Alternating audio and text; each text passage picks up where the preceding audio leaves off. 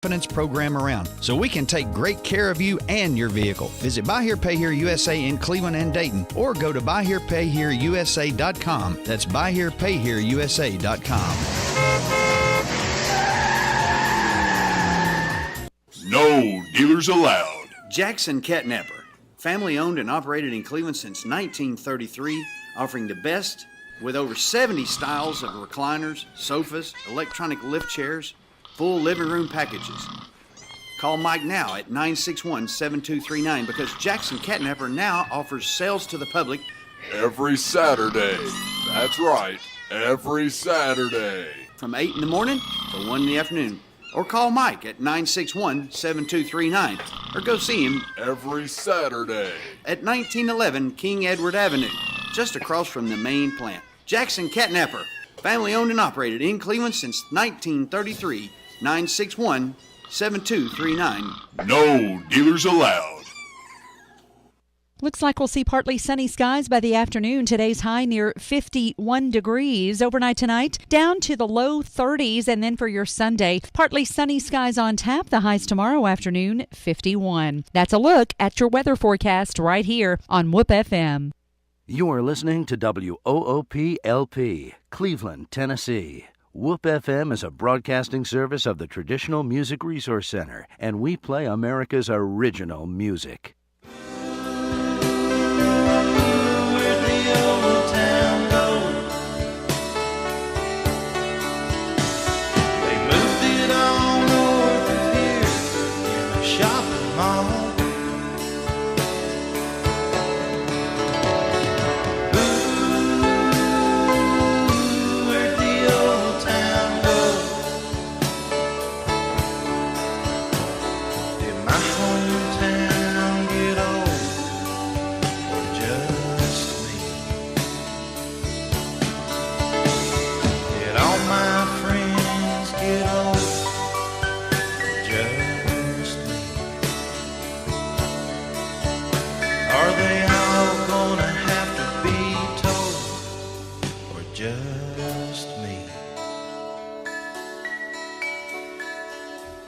Good morning and welcome to Old Town Cleveland here on Whoop FM 99.9, or you can go to the internet at www.whoopfm.com. You can see us and hear us there both. You can call us at 614-5553. I'd like to thank John Cook for writing our theme song that does that. Actually wrote it for his brother years ago, and we use it for the theme song.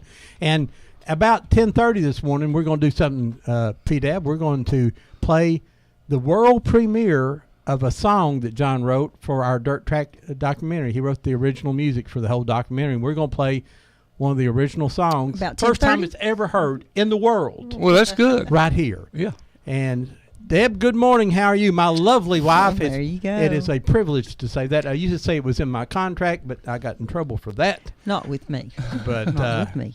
but Good morning, everyone. Go ahead and tell us all about today. It's February the 8th, and I am so happy this morning to have P-Dab healthy and back in the studio with us. And he's had to take a little bit of a vacation away from Old Town Cleveland, and I sure do miss him when he's been gone, because I can always depend on him to come in and talk about most anything with me on Saturday mornings. And he has his beautiful aunt, Hazel Taylor, with him this morning, and she is going to be 90 years young in March. And I couldn't believe it when they told me that, because she looks like she might be getting close to 80. I'm going to be 60 in March, and I don't look that good. So we're going to have a great time today. What are we talking about? We're just going to share Hazel's memories. And so we'll be talking. We called it Growing Up Country. And I bet she did grow up country, didn't you, Miss Hazel? I did. I did. I did. Where you had to make everything you had, and you appreciated everything, I'm sure. Appreciated everything. Everything. Hazel, where did you grow up at? Up in Brady County. What part of the town? Around Ball Springs. And Oh, yeah. Around. Down in the Oh, McDonald Ball area. Springs. Yeah. Did you drink all that water down there? In No. those springs? No, she said That water. I didn't drink none That's of it. that iron water and all that other stuff. It's every kind, Yeah. I think. But I know where it was at, but the mountain has slid off on it now and covered it up. Oh, it has? Yeah. Uh-huh. Wow. So the mountain has slid off and covered up. Now, Ball who was Springs. your parents? Who was your parents? Everett Scoggins and Nanny Scoggins. Scoggins.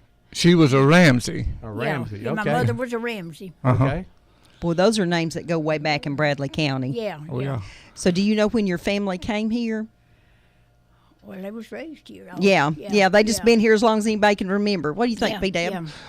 Well, I think Everett came from Hamilton County, didn't he? Didn't they come from Hamilton County? His first wife lived there. Where she was a Ramsey, Mama's sister, and I don't know where they met, but anyway, they got married, and they lived over here then in Bradley County, and they had a little baby boy, and this mother died. I don't know just how old the baby was, but Daddy took the little baby back over to his dad-in-laws Yes. to let them help raise it, and to help take care of it. It was so little and everything. And my mother, she was still at home. And so then he went over there to help see after it too. So him and Mama got to talking, and they got married. Yes. So Well, you find That happens, that doesn't it? happens.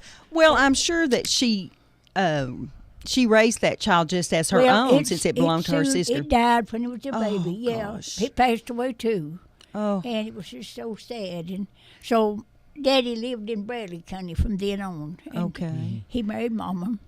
12 children, 13 Wow. Wow. 13 Wow. because 11 girls, and they all had a brother. yeah. Oh, all had a bless his brother. heart. He was either spoiled or he had to be Yeah. tough. Yeah. That's great. Miss Hazel, I don't get to talk to many people that was of some age when World War II came along, but at that time you were about 20 when Yeah, yeah. What do you remember about that? What do you remember about Pearl Harbor or any of that? Her husband was in the Army. I heard what was on the radio, I Yeah. guess, but I worked at Dixie Foundry whenever World War II. And you worked at, typically that would have been a man's job and they let you work because of the war, or did they yeah. And they was, I didn't work too long, but anyway, that's where I worked. Me and my sister Catherine, we worked at Dixie Foundry during the war. And I got married, and soon after that, I quit working. And your husband was in World War II? Yes, he was. Got wounded real bad. Where was he at when he got wounded? He's in Italy. He was in Italy. Yeah. Well, that's the same place my dad was in Yeah. Italy. Yeah. Well, that's rough times, wasn't it? Yes, it was. Now, Yes, what it was. kind of efforts went on here at home to help with the war? Everybody was involved, weren't they? Yeah, but we just didn't. We just were happy-go-lucky, I guess. We didn't At worry that about age, it. you weren't Yeah. worried about sugar and Yeah, tires and all that yeah, stuff. Yeah. But you remember all that. Oh yeah, I remember it. Yeah. Sugar being rationed. Yeah, yeah. But Mama was a good saver, and she knew just how to cook, and we all helped her. And I always helped Mama cook, and we had to wash dishes. Certain ones had to wash dishes. So now, did you serve TV dinners? Did you have TV dinners back then? Oh, we had lots of dinner. Yeah. Yeah. But she didn't have no TV dinner. No, have- nothing no easy.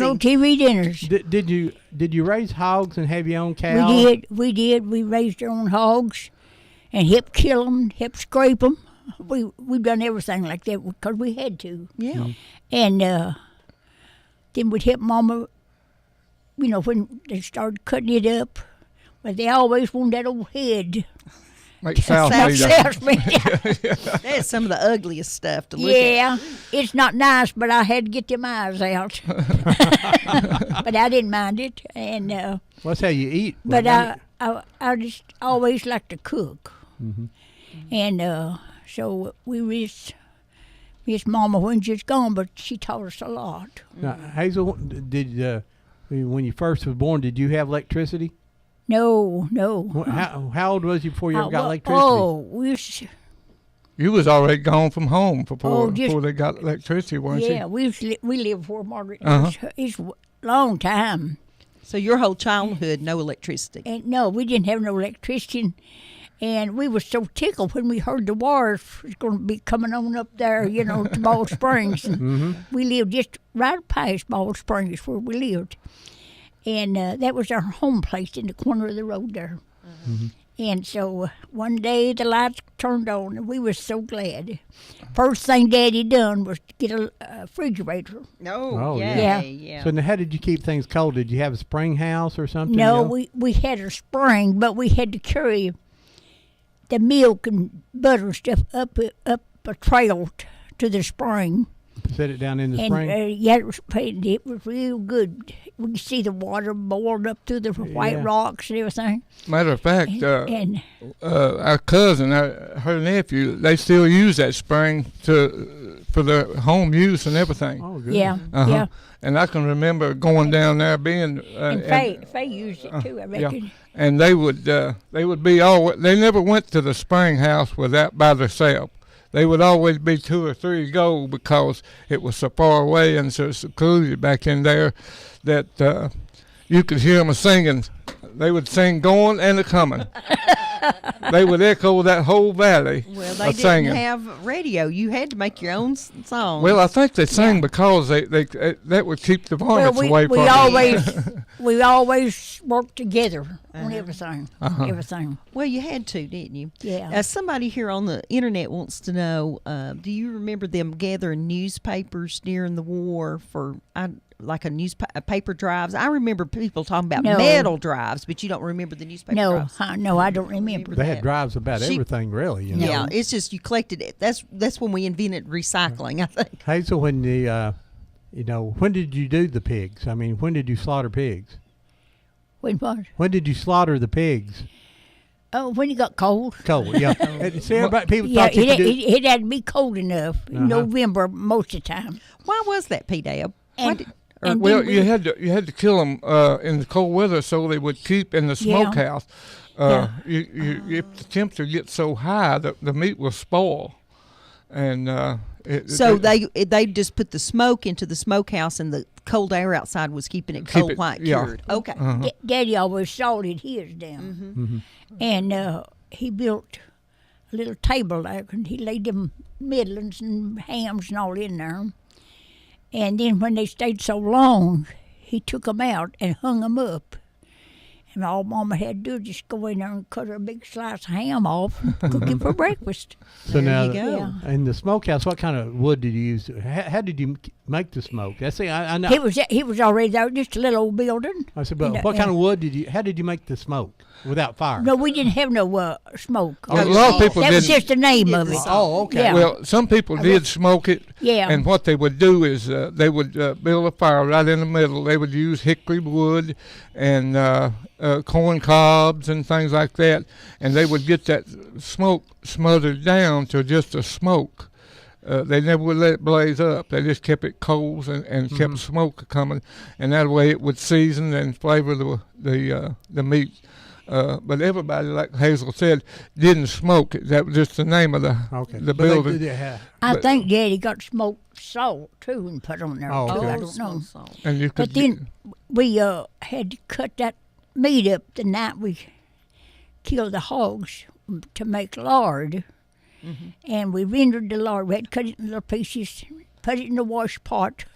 I've done that. And make cracklings. Boy, that cracklings Okay, now, was really good. For us city cornbread. boys, tell us what render means. And then we ground our sausage ourselves.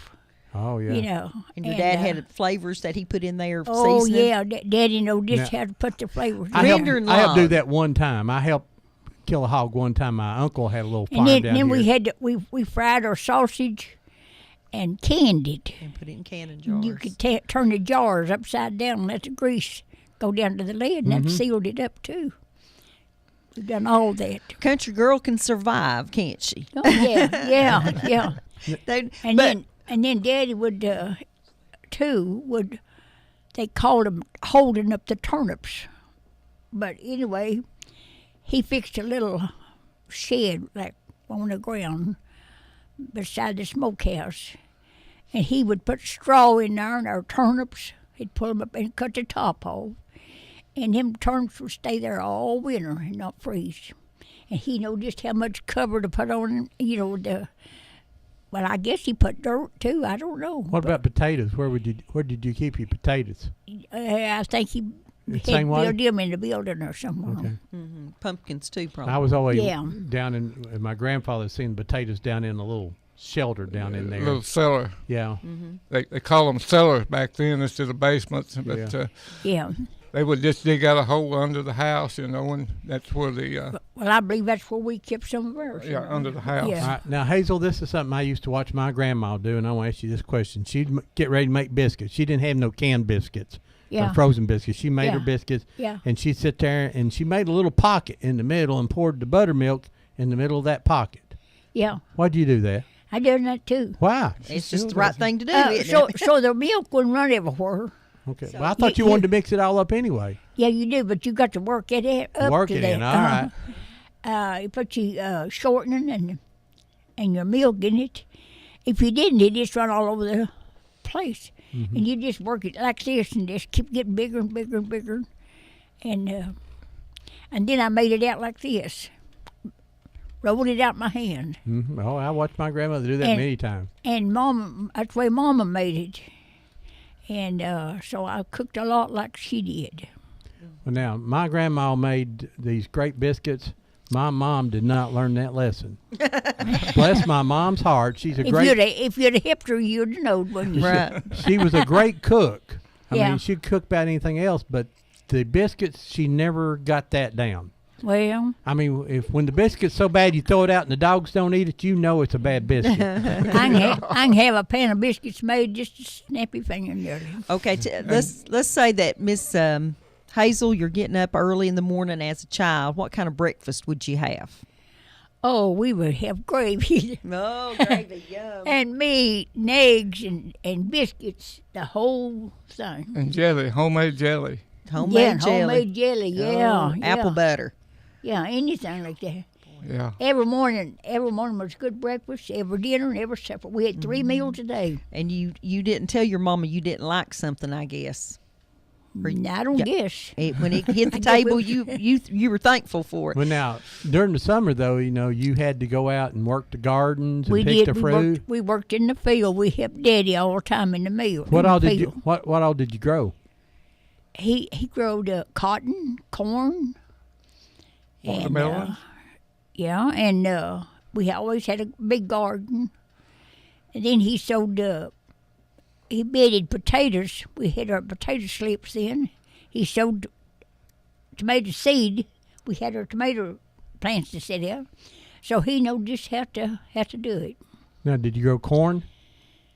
Yeah, and he just was a real good provider. There you That's go. right, That's the word I'm provider. looking for. Yeah, And so did obviously your mother used a wood cook stove. yeah, she How did. did it have the little warming boxes on it for water and stuff, or was Yeah, it? he did. It did. Yeah.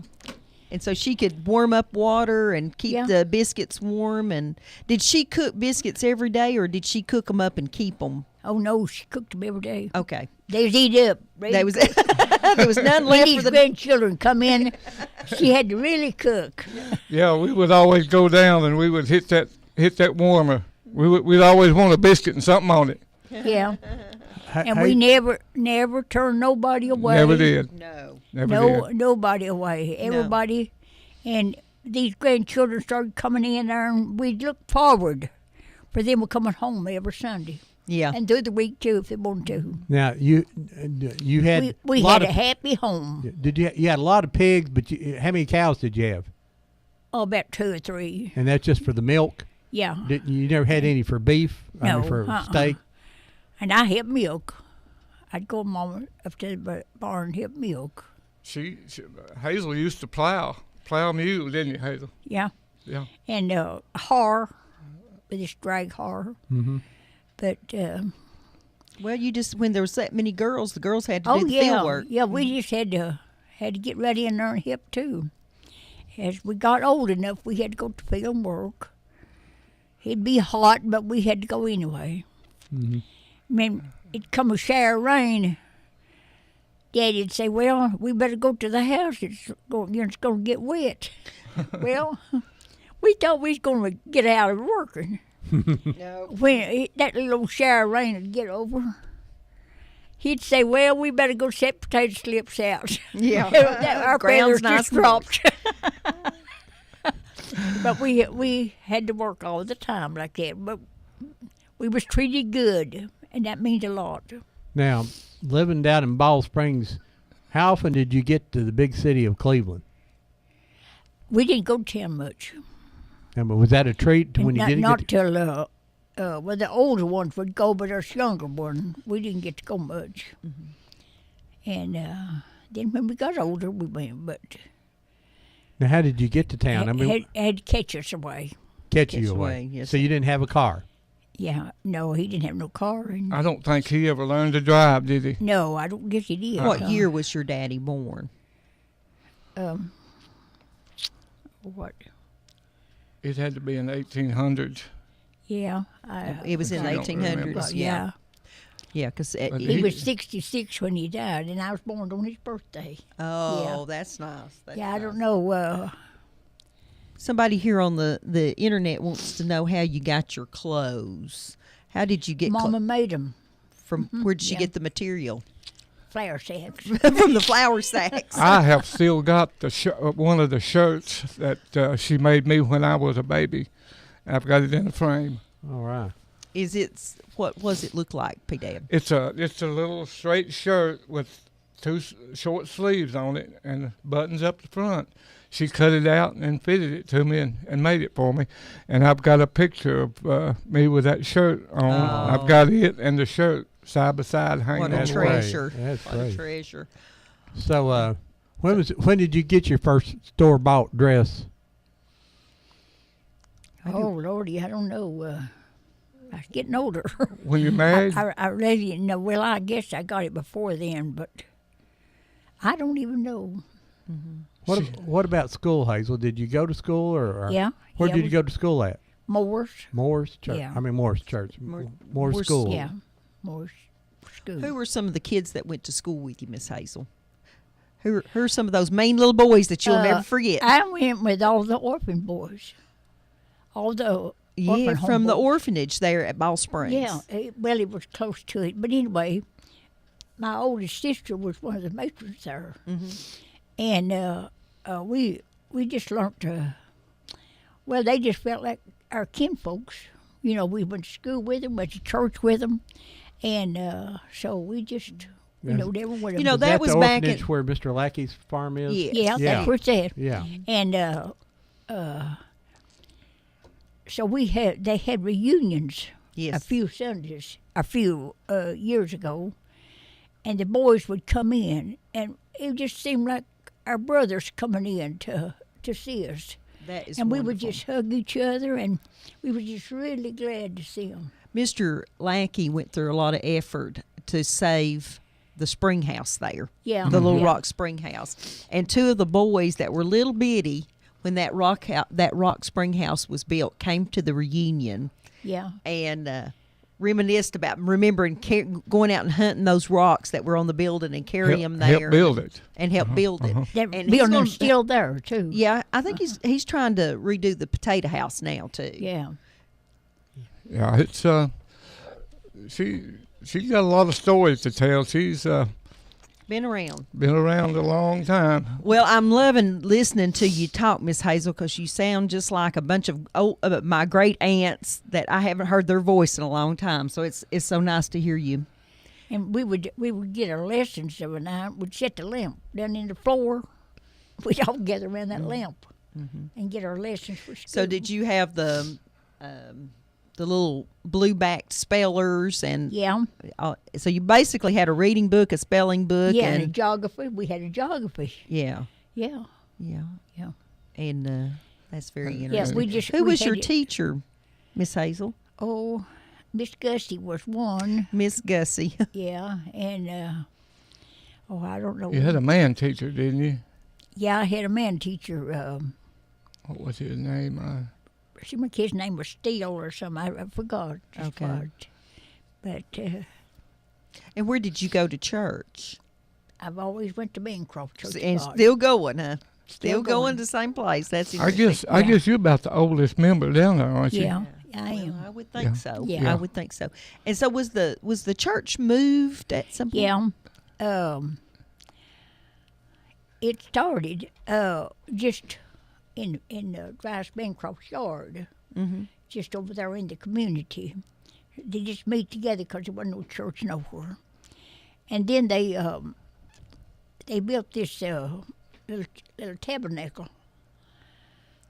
And George Bancroft gave an acre of ground, and they just got together and built a little tabernacle. Had sawdust floors and lamps around the wall, with them reflectors on them. Now, were the walls closed in, or were they open like a gazebo, like a shed? It was just like a shed. It had wooden windows, and so I think that part of that still the wooden sheds. There's one of those down at Sugar Creek still standing in the cemetery. Go ahead, caller. You're live on Old Town Cleveland. Good morning, Ron Dave. How you doing? Hey, Bullet. How are you this morning, sir? I want to ask P. Dab was Miss Hazel's sister Don Carson's mother? No, she is Don Carson's aunt. Well, now this one used to live on First Street. Yes. Well, she came to my dad's funeral back in '98, I believe. Yeah. I was her neighbor over there. We actually moved over back in '63, and I don't know if she remembers me or not. That's her. Does she remember Robert Goins? You remember Robert Goins? Who? Robert Goins? Roger Goins' son. Yeah. Yeah. I know. Okay, she remembers. Yeah. You live with Megan Watley. Last time I seen her, she was over at my dad's funeral back in '98. '98. Right. You went to his daddy's funeral. I don't know. Paul. That. Paul It's been a Goins. while. Been a long time, Robert. Yeah, I remember. You have to remember she's 90 years old, and it's kind of hard for her to function as fast as me and you. Yeah, and I'm just glad that she's still getting around like she is. Oh yeah. She does She's good. cute as she can be. And anyway, I'm enjoying the show. But now my brother, he used to work for her sister when they lived right down 3 houses from her, and the Don Carson. Yeah. Come in to talk to my brother, and he used to mow their yards. Yeah. And anyway, I just tell her that I'm glad she's doing okay, and I just wanted to call in and say hi to her. All right. All right. Appreciate Thank it. you. Yeah, appreciate it. We'll see. Call back. See, you're bringing back memories for people, Miss Hazel. Are we going to play our song now, Ron? We're here in just a few minutes. Okay. We got we got the call coming in first okay. here. Good morning, you're live on Old Town Cleveland. Yes, I just had a quick question for Miss Hazel. Go ahead. Okay, go ahead. Be a little bit louder, please. Okay. Bancroft, did she know James Earls?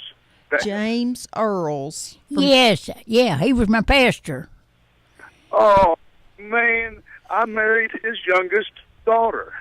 Is that right? Well, Yeah. yeah. So, yeah, that's Isn't that something? James Earls built all the blocks in that church today. I mean, that's still there today. all right. There you He go. built them with a little Uh-huh. little thing that you turn out in the yard. Oh, like the little cement yeah, mixer? little cement thing. He made blocks, Excellent. and the other people had come in and helped him. But James was our pastor at that time. Excellent. And back in the day, the pastors had to be able to build the building and preach. Exactly. Well, thank you so much for calling. Bless you. Thank you. All right. Bye-bye. I would like to say thank you to some unknown person. Someone sent me a nice little article that was connected with our show last week, or maybe that was a couple weeks. 2 weeks. Torments in the Knob. They sent me a nice little article, and I have not seen this before, so I was really excited to get it, but they didn't give me their name or anything. But if you'd like to send things like this to us, this person just addressed it to 201 Keith Street, Whoop, and put my name on it, and it got delivered right up to me. And I thank you for sending it to me. Right. Everything. Here in a minute, we're going to play a song that John Cook's written for our documentary. Just a little break there, but we still talking to Hazel here. We got. Gosh. I want to ask P. Dab and Hazel something. We were so fortunate that Jack Cunningham's daughters gave us all their home movies. Uh-huh. And in these home movies are pictures of a restaurant called Earl's Restaurant. That's Earl Bailey.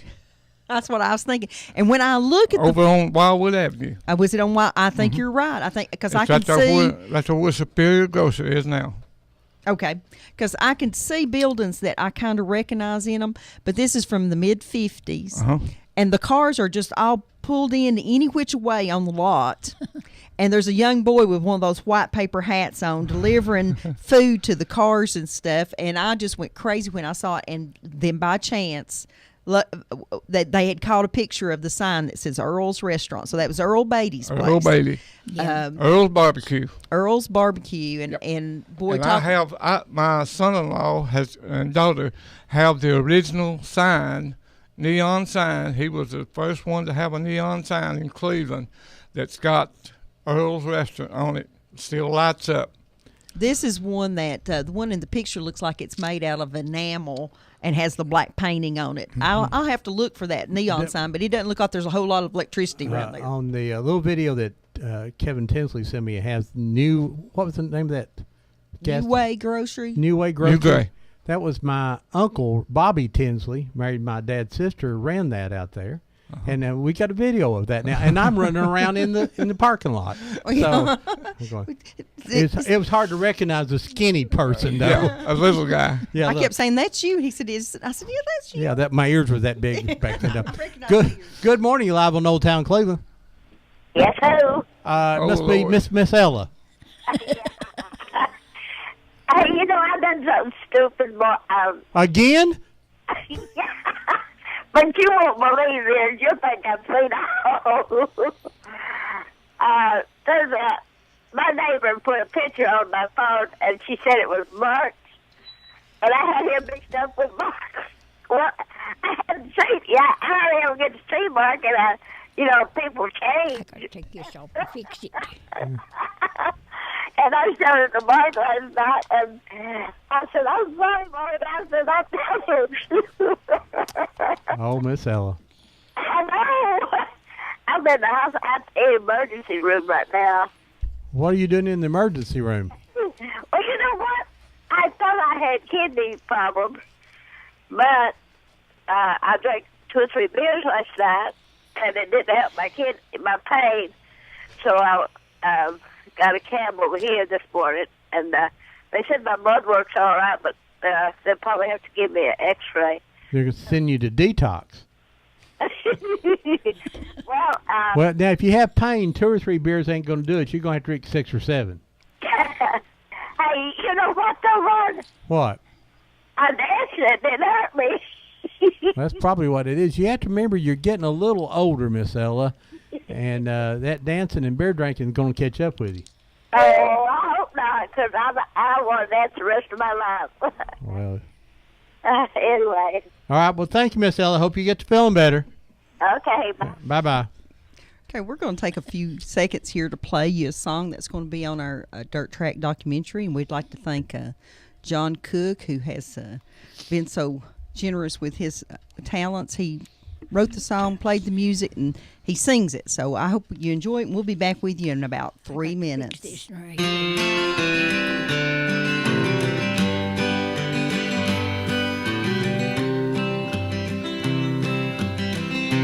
Time to pack it up and haul it home.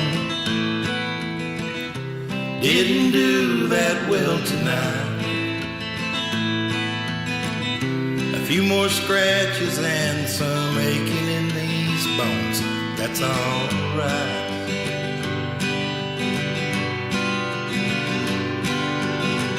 This week I need to work some overtime.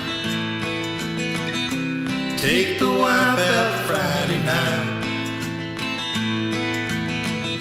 A couple new tires before Birmingham.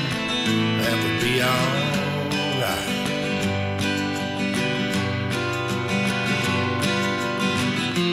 You can say I've been going in circles.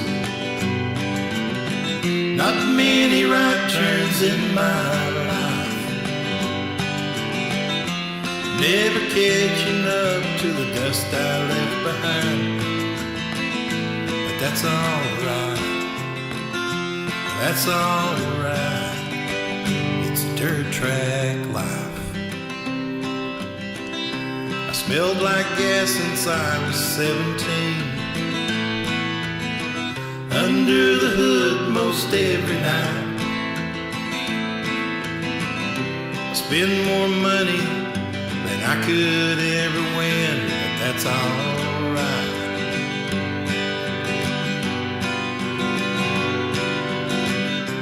Won first place back in '63. It was the best day of my life.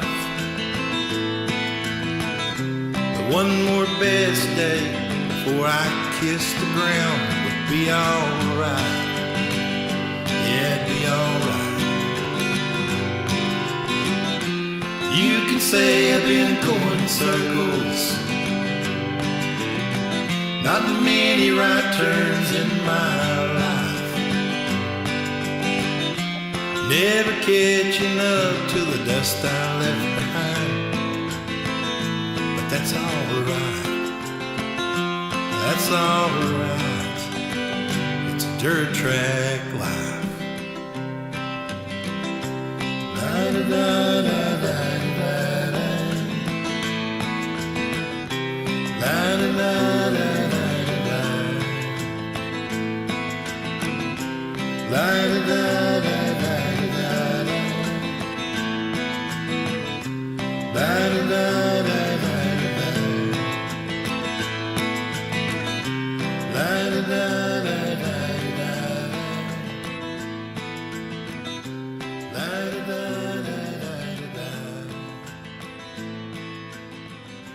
La da da da da. Hey, that's John Cook doing the original song he wrote, played, sung all the parts, and did the whole entire thing. So that's called a Dirt Track Life, and Dirt Track that'll be Life. one I of our love that featured song. songs in our documentary. Go ahead, call you live on Old Town Cleveland. Maybe that's better. Ron, I just wanted to say one thing. What's that? A little bit louder, please. I used to wish I could sing. Now I wish John could. Yeah, I know. He's pitiful, isn't Turn you up just a little bit. Yeah. he? Yeah. So how you doing, Reb? Well, I just wanted you to know that the Seahawks won. I heard that. When was that game? Yeah. Yeah. Well, we had some really nice refreshments and Yeah. and snacks and You know, the game was over about what, 10 Making seconds? 10 to- 12 seconds. Yeah. Well, your team didn't even play. I know. They, they're waiting until next year. They were there. They were just- holding back. They were seeing how things go. The next year they're going to take it off. But you told me they was going to take it, and I said, Well, I'm just going to listen from now on. Whatever you say, I'm going to say yes, ma'am. Okay, that'll work. How's that? That'll work. Okay, Red. Bye. Bye-bye. Miss Red's always happy to point out when I'm wrong. Yes. I don't know what that is, Red. she has a talent for that. She gets lots of practice, is what it is. Oh, well, yeah, that's it, yeah. Miss Hazel. Yes. It just really amazes me that you could do all that canning and stuff on a wood stove. Uh-huh. So how did you get your jars hot enough to can the stuff in them? Just put them in water on top of the stove? I guess we did. Yeah. Yes, we did. But we had these water cookers, and we. Sometimes they would cook outside. Yeah. Yeah, 'cause it's in so the summertime it would be so hot they would move a stove outside and maybe cook on the back porch or something. You do all your cooking when it. Yeah. They just adjusted to the circumstances at hand. Yeah. It's just amazing how they survived. It is. Go ahead, call. You're live on Old Town Cleveland. Well, good morning. This is Marilyn. Hey, Marilyn. Well, I enjoyed John's song. Well, thank you. It's he's done a really good job for us. He wrote that song, another song, and then did a little music track for us to run in the background. And so I think it's really adding to the documentary. Well, I'm glad he's good for something. Maybe he didn't hear that.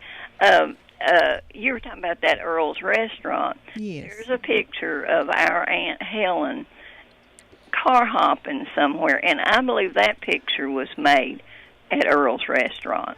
I would think that would be just, and with PDAB saying it's the only restaurant around, but what cracked me up is it just looks like somebody's yard that maybe they've thrown a few gravels on, and the cars are just pulled in there every which way. There's no organization to it at all. Yeah, it was on Wildwood,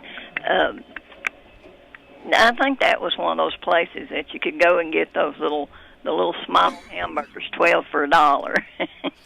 I may be wrong, but it seems like that's one of those. The lady that you have there with you, what is her children's name? Okay, Miss Hazel. Taylor. Scoggins Taylor. Okay, they're wanting to know what your children's names are. My daughter's is Joanne. And my granddaughter is Paula. And I had a grandson, and he passed away. His name was Wes Harden. Wes Harden. Yeah, and that's Paula Ledford and Joanne Hawkins. That's my family. Did you hear that? Yeah, I knew that Carolyn Taylor's mother went to Bancroft Church. Yeah. Maybe it was her, but I think that's some cousins or something. No, that was my sister-in-law. Sister-in-law, yes, she says. Yes. Yeah. She married Clyde Taylor. Yeah, okay. I just couldn't remember what Miss Taylor's first name was, and I knew that I had seen her a few years ago at Bancroft. Yeah. And I knew Carolyn played the piano the night we were okay. I remember If Carolyn. you ever went to Bancroft, you've seen Miss Hazel there because she must be the meanest woman on that side of town because she goes every time the door is open. Well, that is good. All right, guys, I'm really enjoying it. All righty, bye-bye. Thanks for calling. Yeah, Miss Hazel goes if the church is open, Miss Hazel's there. That's she's wonderful. there. You've been the secretary for a long time, wasn't you?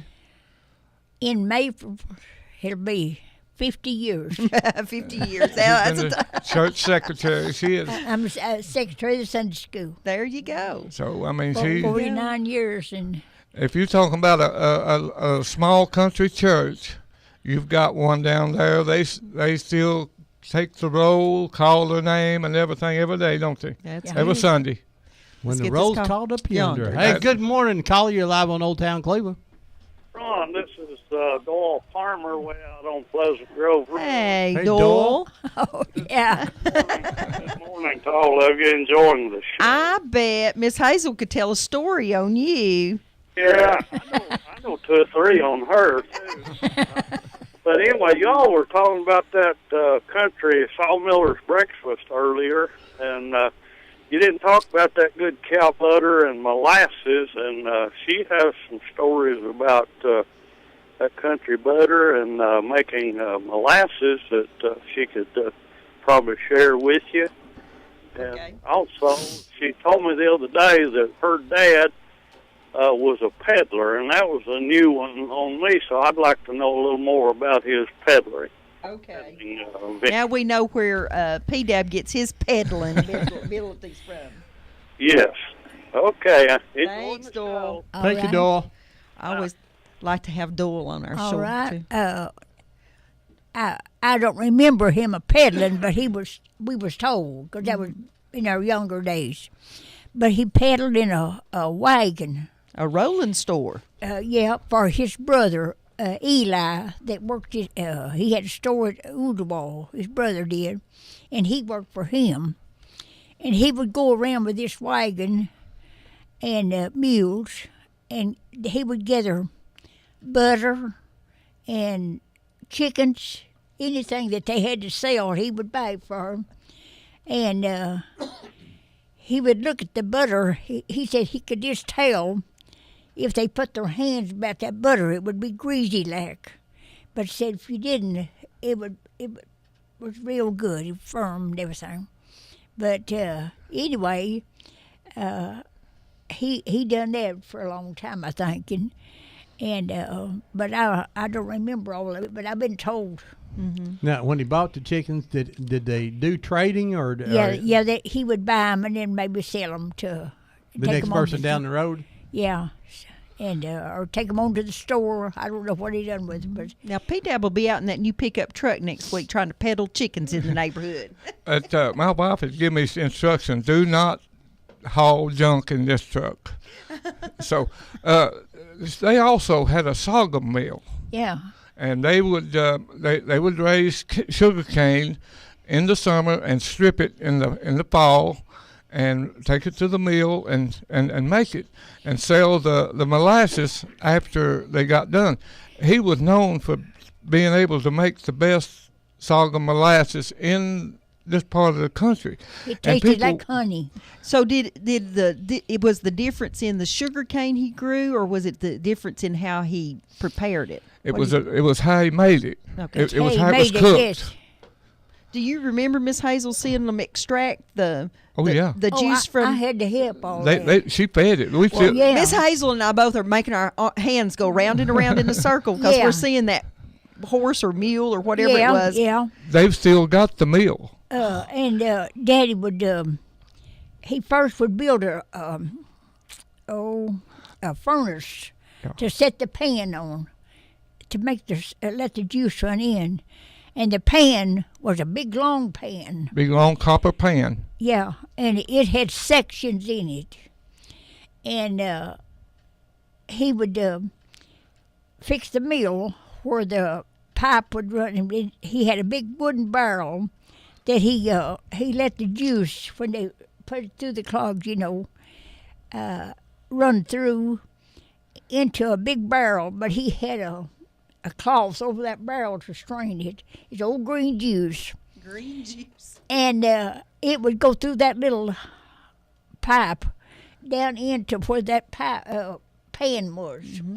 But he had to put it down in the ground so the mules wouldn't step on it. Mm-hmm. And as you ground, you put them about 4 or 5 stalks of cane through there. And then when you come out on the other side, you had to keep that carried away, and you put it where the horses or mules would walk, and they would go round and round all day long. And so we had a good time to that. But see, we first had to strip that cane. You couldn't put them fodders in there. Mm-hmm. And we cut it, and then cut the heads off. And it had to be good cane. And we carried it into the mill. And then if you couldn't bring it to, I know one time he put the pan up at the house there where we lived. And a lot of people brought theirs there. And he would run in the juice here, and he'd come right on up towards the front where Daddy was. And he know just how long to let it cook.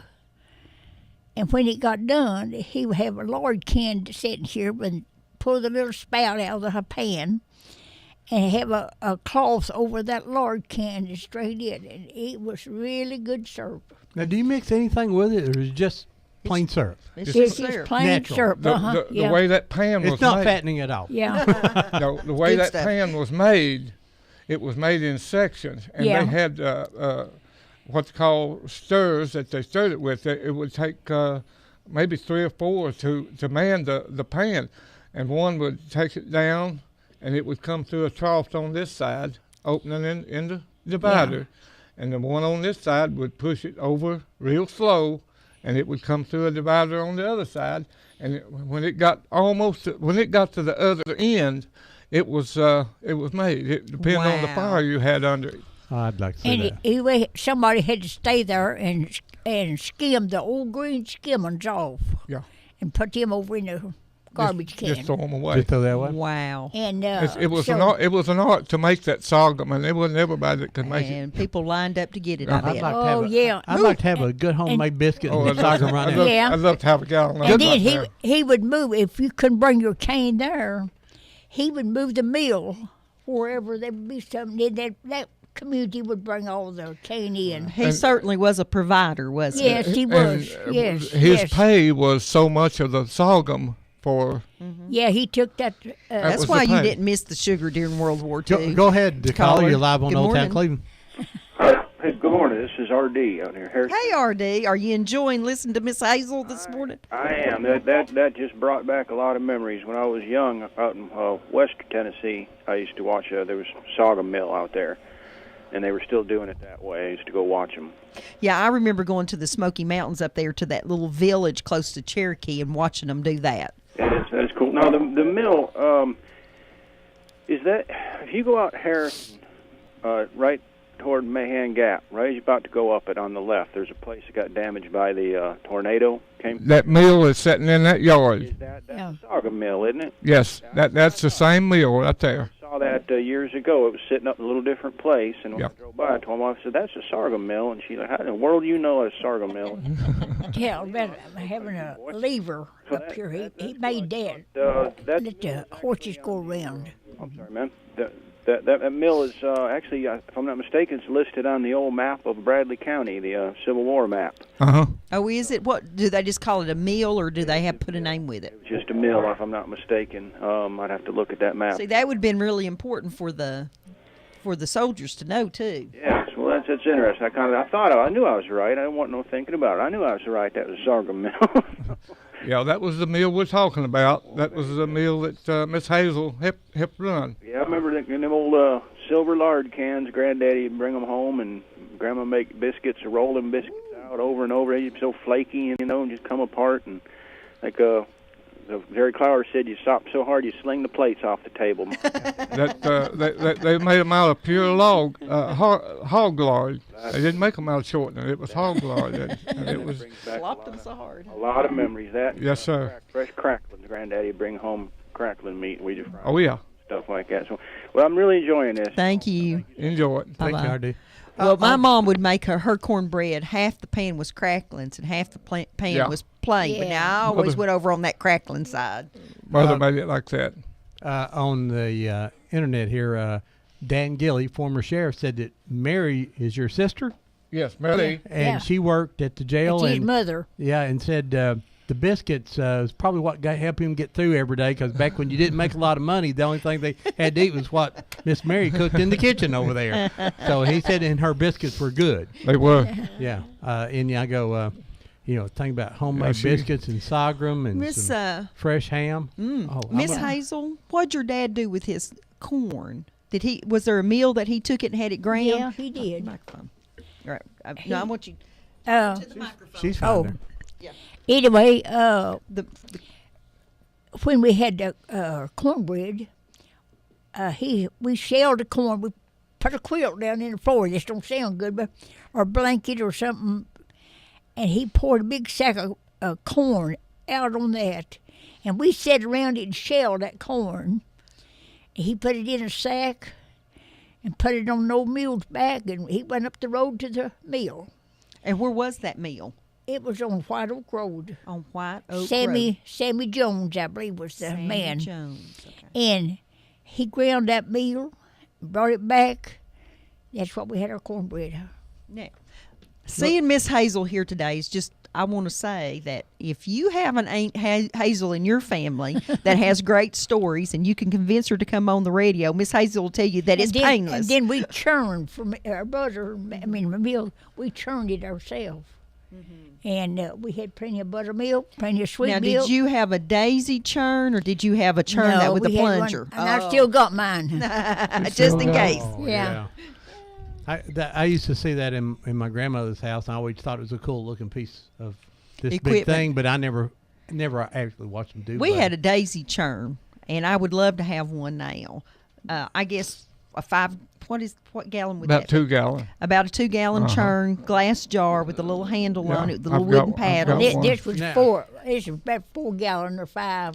Hazel, did you ever have any of that corn turn into any kind of liquid stuff? Like moonshine. Nope. No. She's No, shaking her head. no. No. Sure but didn't. Nobody did that. Nobody did that along that mountain out there, did they? We didn't know what it was. There you go. Yeah, But we didn't they- know what it was. I'm sure somebody got that corn up there on the side of that mountain. Her dad knew what to make legally out of it. But Yeah. now, one of the sad things about Bradley County is there is no mills standing now. No. Yeah, and there's some traces where help the wheels and things, but that's sad. Thank goodness Prater Mill, and there one over in Middle Tennessee, what big one over there we went to. I can't remember the name of it now, but it's sad that we don't have any mills. They were everywhere, like in every community. Now Because the one the one we went over to in Middle Tennessee, maybe it'll occur to one of us here in a few minutes. He was actually grinding stuff that day. Yeah. And it was really nice to see. it's a huge one. It's a 3-story. I mean, Yeah. it's But now those were everywhere. It's over near Lincoln County. It's in Lincoln But County, now, Tennessee. before you churned it, you had to wait and let it get clabbered. Mm-hmm. I You didn't had bring to- that in. You had to let the milk spoil, really. Yeah, you had to let it, and you turn it jar sideways, and if it turned loose, well, it was ready to churn. Oh, I didn't know that. Now, what is buttermilk? I mean, what is buttermilk? That's what you churn. I mean, so after you churned and you took the solid butter off the top. The butter will come to the top. Yeah, yes, the butter comes to the top. The I butter remember always that. comes to the top. And you skim that off, and you work the butter. You work all the milk out of it. And it takes a pretty good while to work it. Yeah. And if you want to, you can add a pinch of salt. But and the buttermilk is if it's real good buttermilk. Say if you got a good old Jersey cow and you skimmed all the cream off of the milk and made the buttermilk out of it, you've got good, rich buttermilk. So there's some fat left in that milk, and that's what we're about. After you take the butter off, well, then that leaves the milk. It's Buttermilk. it's real thick. Now, do Yeah. you like buttermilk? Yeah, I love it. See, now I don't have a I taste. love it. I love it in cornbread, don't you? Yeah, I like it in cornbread and biscuits and pancakes, but just to sit there and drink a glass of Ooh, it, I like it. I can't drink buttermilk. Oh, I like it. But I can eat it in cornbread and I can eat it in biscuits all day long. Yeah. That's probably my problem. I've eaten them all day long. That's it. Buttermilk biscuits. But now, I just love, remembering, on Sunday, it seemed like the families always showed up together and there was always tons of food. And, Cousins and my grandma made pickled beets and I could eat just jars of those. I think what always amazed me about everybody showing up on Sunday afternoon is you'd get there and Grandma had on her apron and every hair was in place and everything was cooked and ready to go. And that's not easy to do. I always think about that when we're preparing stuff at the house, and I've got all these modern appliances and stuff, and I just work myself into a frenzy. I guess they just knew how to do it. Yeah. And they never lost the thought of entertaining everybody that came in. That's right. And they would always found time to go to church or whatever. And people today, so I just didn't have time. I Now, had to cook. Hazel, when you was young, did the men eat first or did they sit around the table? No, anybody wanted to could. Yeah. Right. We had a long table and a bench behind the table. And everybody could get on the bench first. And Mom and Daddy would eat in front here. And then maybe there was room between them, somebody, and somebody at the end.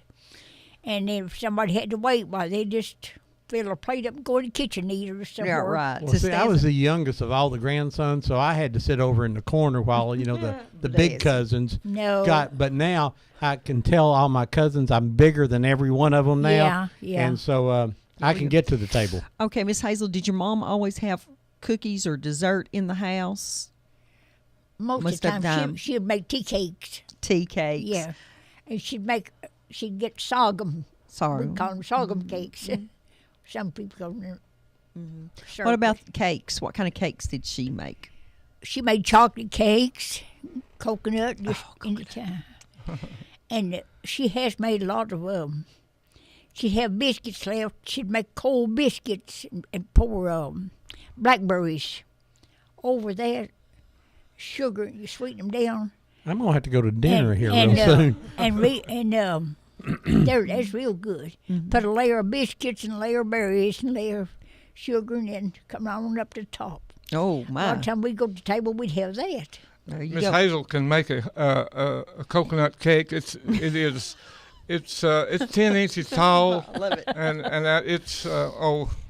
I don't even want to talk about it. I can't eat it. See, someone told it. And I make stack cakes. Stack cakes. My mom always made fried I make cakes. about 11 or 12 layers. And it's about that high, I guess. Yeah. Well, they can't see on the radio. You have to tell them. You're right. It's pretty tall. All I need is a fork and a glass of milk, and That's I'm all. ready. That's it. Miss Hazel, she's a lost art in cooking. Well, someone told us about her apple fritters. And dumplings. She makes some of the best dumplings there is. Oh, my gosh. My stomach's Next growling time now. we come back, we'll have to bring you some dumplings. Oh, my goodness. We've got a caller, Ron. You can eat dumplings, I guess, can't you? Oh, yeah. I can eat anything. Good morning, live on Old Town Well, Cleveland. P-Dab's family is going to have a dinner. Why, he'll come down here and say, come up for dinner. And I'll There tell you where go. I go. Go ahead, caller. But I've enjoyed it up there. Go ahead, caller. Uh, Good morning. good morning. How you doing? Good. I got a question for Miss Hazel. Yes, sir. Go ahead. Okay. Go ahead. Miss Hazel, can I have your cornbread recipe? I know who you are. Yeah, you sure can. I'm sure it's not written down. Yeah, you sure can. I wish you had some right now. Who is this? Me too. I'm sitting here looking right at you. Oh, well, Are you wave at him. really? Wave at him, Miss Hazel. He's in Kentucky. There we go. Well, thank you for calling. What's one of your favorite memories of Miss Hazel besides the cornbread? My favorite memory of Miss Hazel was she's always had a heart of gold.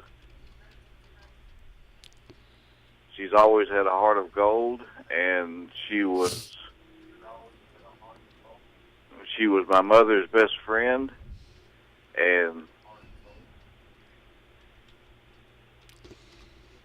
my mother's best friend, and she took very good care of me after my mother died. There you go. Appreciate you calling. Well, Who is this? Who is this? Oh, I think he hung up. Who was that? Hey, no, He's there here. you there. I'm here. This is Steve. Steve. Yeah, well, she knew. We just didn't know. She knew the minute you started talking who it was. Yeah, yeah. Well, thank you so much, Steve, for calling, and she really appreciated that. Thank you. Bye-bye, hon. Bye-bye. You can catch us on the internet at www.whoopfm.com. You Yeah. can see Miss Hazel. I called him last night and told him it's going to be on, so he found There it. you go. Yeah. He found you. Yeah. You're world famous now. Oh, yeah. We got another call here. The phones are lit. Go ahead, caller. I just want to let P-Dab and Hazel know that we're listening to them from Punta Gorda, Florida. Wow. And who is this? Oh, Thelma. Thelma. This Is that where you're from? No, this is where my husband is originally from Cleveland, Tennessee. And who is he? Doyle Matthews. Doyle Matthews. Oh, goodness. I did catch your voice. We're watching you on the Are you watching me? Oh, she's waving at you. Oh, my. I'm so happy you can see us. How y'all doing, Sue? Hey, P-Dab. Hey, Sue. Oh, we're just talking about food and you're making them so hungry. You made me hungry. Everybody's hungry. I imagine you've seen those coconut cakes, huh? Making you homesick, aren't we? And my dried fruit cake. Well, thanks so much for calling, hon. Thank you. Bye-bye. Bye-bye. Folks, we're going to take a little bit of a break here, and we're having a great time this morning, and the time is passing by quickly. We're going to take about a 4 or 5 minute break, and we'll be right back with you. WOOP LP, Cleveland, Tennessee. You need money overnight? Check into cash. Your time is tight. .com. Bank accounts too low? Check into cash. So where do you go? .com. Do it online in a record time. It's the easy way to get money next day. Do a quick click from home at checkintocash.com. Just stay in the house. Check into cash and grab your mouse. .com. Get your money online. Check into cash right on time. .com. You can be sure it's secure from our bank straight to yours. Do a quick click from home at checkintocash.com. No time to get away. Check into cash. You gotta stay home.com. Hey, that's okay. Check into cash. You can do it alone.com. Any old time, do it online. Just stay in the house and grab your mouse. Do a quick click from home.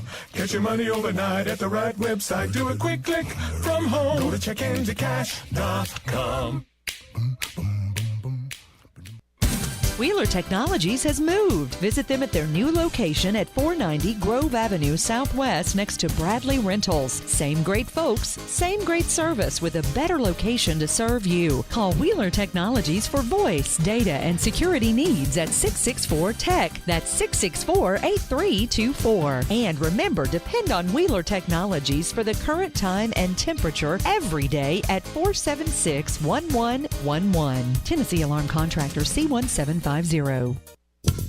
Kiesler Incorporated is in the business of recycling your metal, and they pay cash. The only covered scrapyard around where you can recycle rain or shine. They're located off the bypass on Overhead Bridge Road. Automobiles, appliances, copper, stainless steel, tin, all metals can be recycled at Kiesler, and you can walk away with cash. That's right, they pay cash, and they are the friendliest scrapyard in the Southeast. If you have unwanted metal just laying around, bring it to Kiesler Recycling today and walk away with cash. Kiesler Recycling open Monday through Saturday, 7:30 to 5, or call for more details, 614-3000.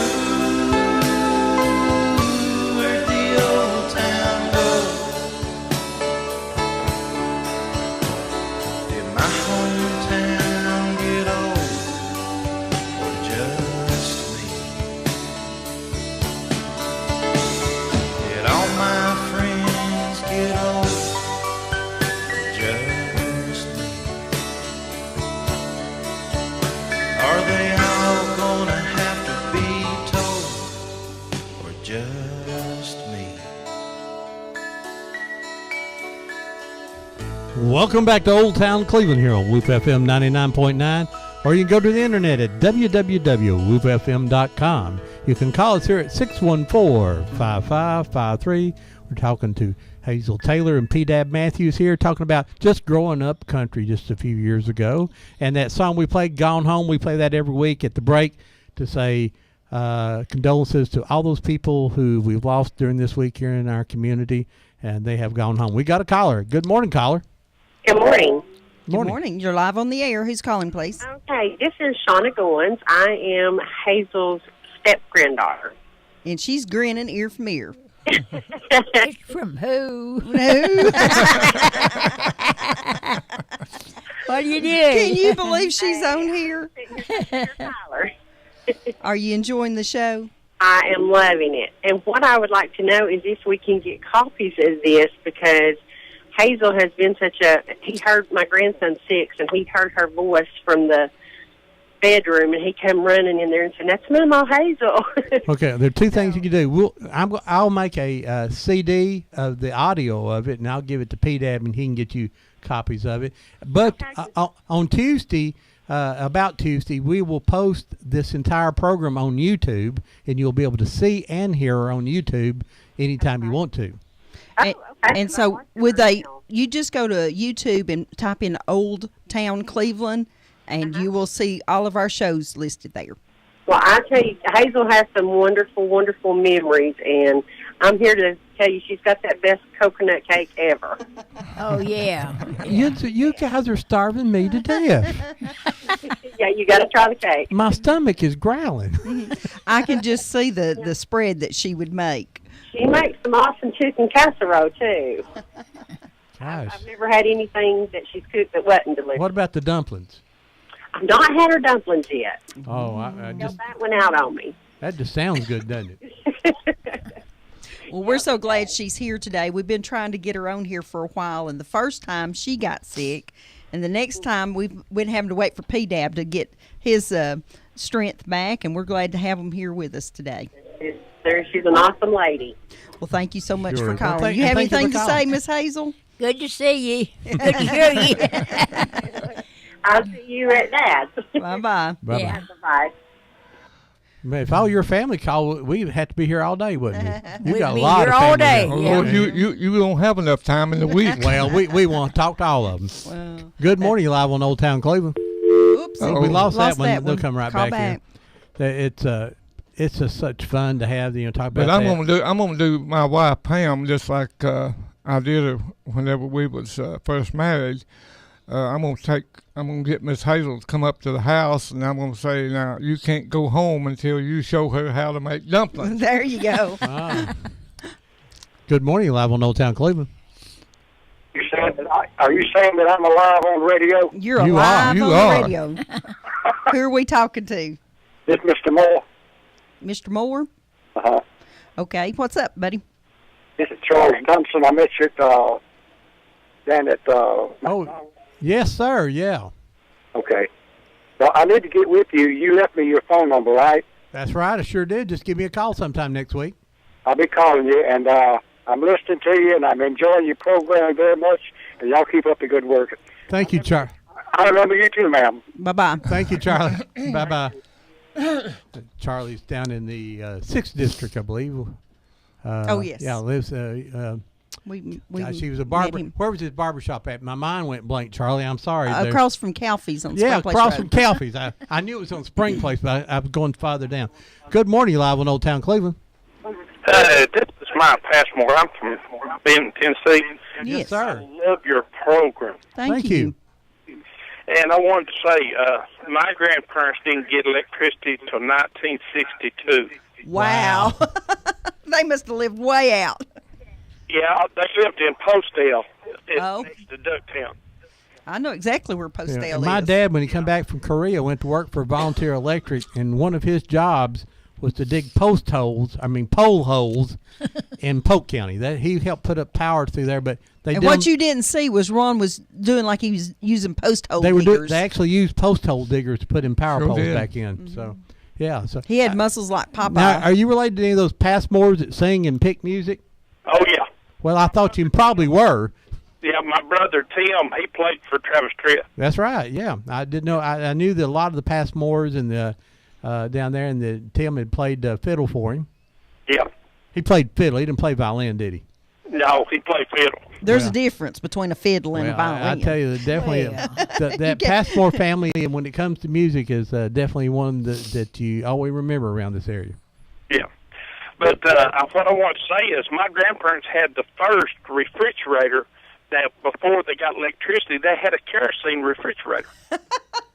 Now, how did that work? It had a bowl in the bottom, just like a stove would. It run on kerosene. It had a bowl in the bottom, and it burnt with a pilot light, but it would freeze ice in the freezer. So you would burn something to make ice, and I just had to watch that happen sometime. Well, I watched It's been years since I saw one like that. I watched Antiques Roadshow one time, and they had a fan that you would light I don't know, some kind of oil, and the heat would make the fan turn around and around, but it was kind of counterproductive because the flame was putting off heat while it was trying to cool you off. That is interesting. Have you heard of that, P-Dab? Kerosene? I've never seen. I believe I've seen that same. I've program, heard of that, but I don't know. But I'm like you. I can't imagine building a fire to cool you off. Yeah, or cool off the stuff in the refrigerator. That's great. American ingenuity. Yeah, also, about 3 or 4 weeks ago, you was talking about the mines up in Ducktown. Yes. Yes. My grandfather was a general foreman up there. All right. Yeah. In the mines. And he said there was one mine that went down into Georgia, one tunnel, that was big enough to fly a B-52 bomber through. Wow. Oh, they said, they said that they were, Ken, who come down with us, said actually you could have got a helicopter down there. You could fly a helicopter up and down in some of those caverns down in there. That's big. All of my uncles were miners. One of my Uncle Paul, he was a drillman, and he would carry a 90-pound jackhammer up ladders and drill headers. You know, I'm just sorry that somebody didn't make a documentary about all those miners before those old guys were gone. Mm-hmm. Yeah. See, now you would just have people from the 70s and 80s probably. Right. I've only got two uncles left, and both of them worked at the mines. One of them was an electrician, and my Uncle Kenneth, he worked in the part where they made the acid. Well, now somebody sent me a message on my phone that they're telling us the difference between a violin and a fiddle is one of them has strings and the other one has strings. That sounds about right. But let me make a suggestion to y'all. You need to give your number out at least 1 or 2 more times through the program.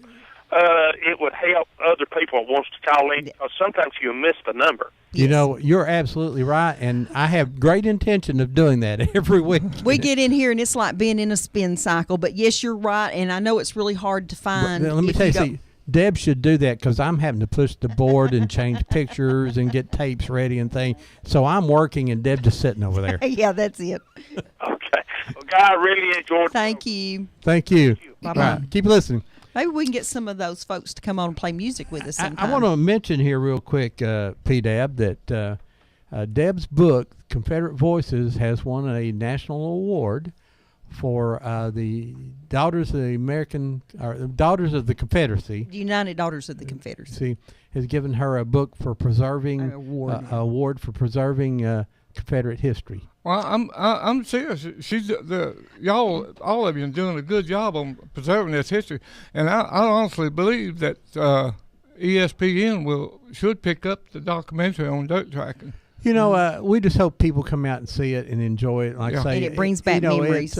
Even if you don't like dirt track racing, you'll find this very interesting because the guys talk about moonshining and running moonshine. You talk about guys, the fights and the wrecks and the sad story. You know, I don't give it away, but there's one story in there. If a tear don't come to your eye when you hear this guy tell this story, it's just one of those. Well, you know, and you think about those dirt track racers being kind of rowdy people or whatever, but they really were a close-knit community. And when they talk about liking people, they really liked them. They were funny. They would fight each other on the track. When they got inside the track, they would fight each other.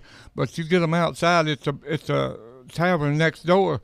They were a knit family. They would fight for each other. You know, there's names that go through there. I'm gonna mention a guy named Jack Cunningham. Oh, yeah, Jack was a fine man.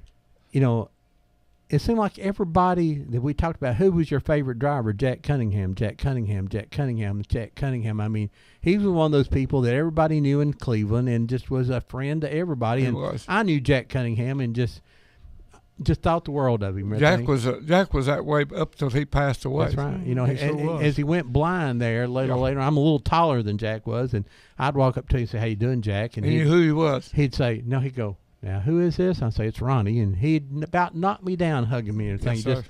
Just a great gentleman. But there's stories in there, and you know, the moonshining stories, particularly out of the Georgia moonshining guys, are absolutely amazing. That 14-year-olds and 9-year-olds were making moonshine, running moonshine, before most of us ever thought about driving. Right. So it's interesting, and you know what? I think some of them may have told a lie or two. I'm not sure. No, They was some There's stories. an exaggeration or two on the video, but everybody I think is really going to love it along with me. But thank you for mentioning And the it's- award. and And I'll be getting that in April, so Some I'm kind going of to tell presentation. everybody where it's going to be, and I hope a lot of people will come out to witness that. Miss Hazel, you talk about wood cook stoves, but somewhere along the way, someone had to cut wood all the time. Now, did you have to cut wood, or was that? Yes, we did. You cut and split logs, right? You had to split them. And we had to saw it, and With them they big told hand me I saws? wasn't sawing good. I went down. You have to be level, don't you? But yeah, we had to split wood, and we had to carry it in. But now you had to cut wood all summer long, didn't you? Did you think you said, "Well, we've got Well, enough to last no, now"? I guess we waited till it got cold. I don't know. But you But always we- thought you had enough, and then next thing you know, you cutting See, trees we again. had to burn it in the heater in the living room and in the kitchen too. So you took quite a bit. But we had plenty though. Your wood in the kitchen had to be dry. If you brought green or wet wood in, you didn't eat that day. Oh. I mean, the wood had to be dry to make a good, quick, hot fire. And that way they would bring it in overnight and pile it behind the heater, and next Get it morning warm, it would right, be good yeah. and warm and good and hot.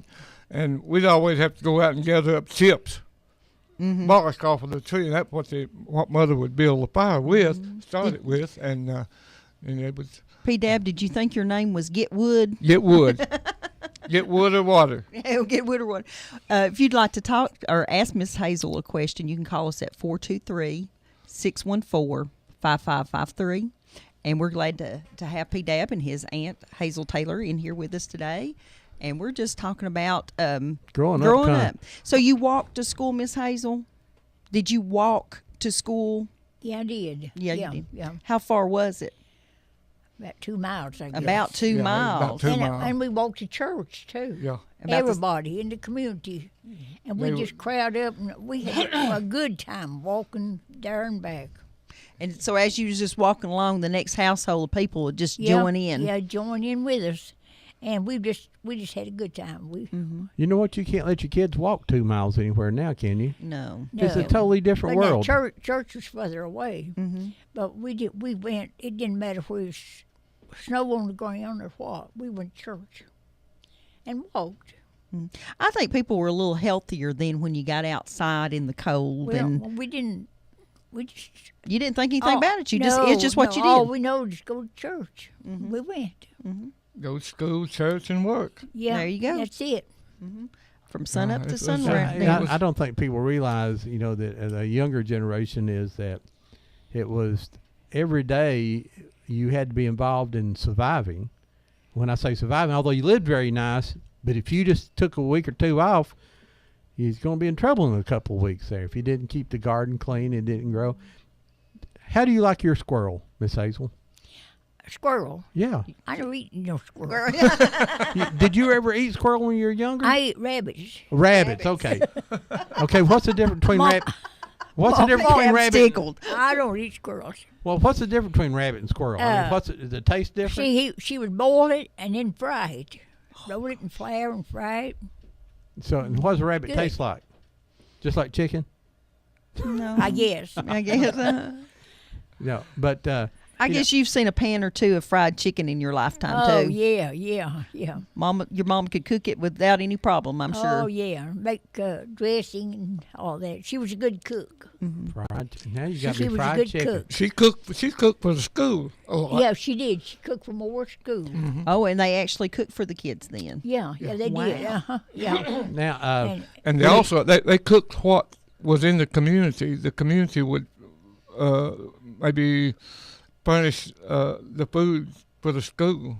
so somebody gives some potatoes. And so, oh, okay. Beans and just beans, cooked green, right there. turnip greens. So the kids just kind of corn. carried in stuff, maybe, or the community would drop stuff off, or Like, I don't know how that would well, work. I don't know whether the school back then bought it or not, but I know I went to school with Grandma a few times when she was a cook, and she cooked what was available.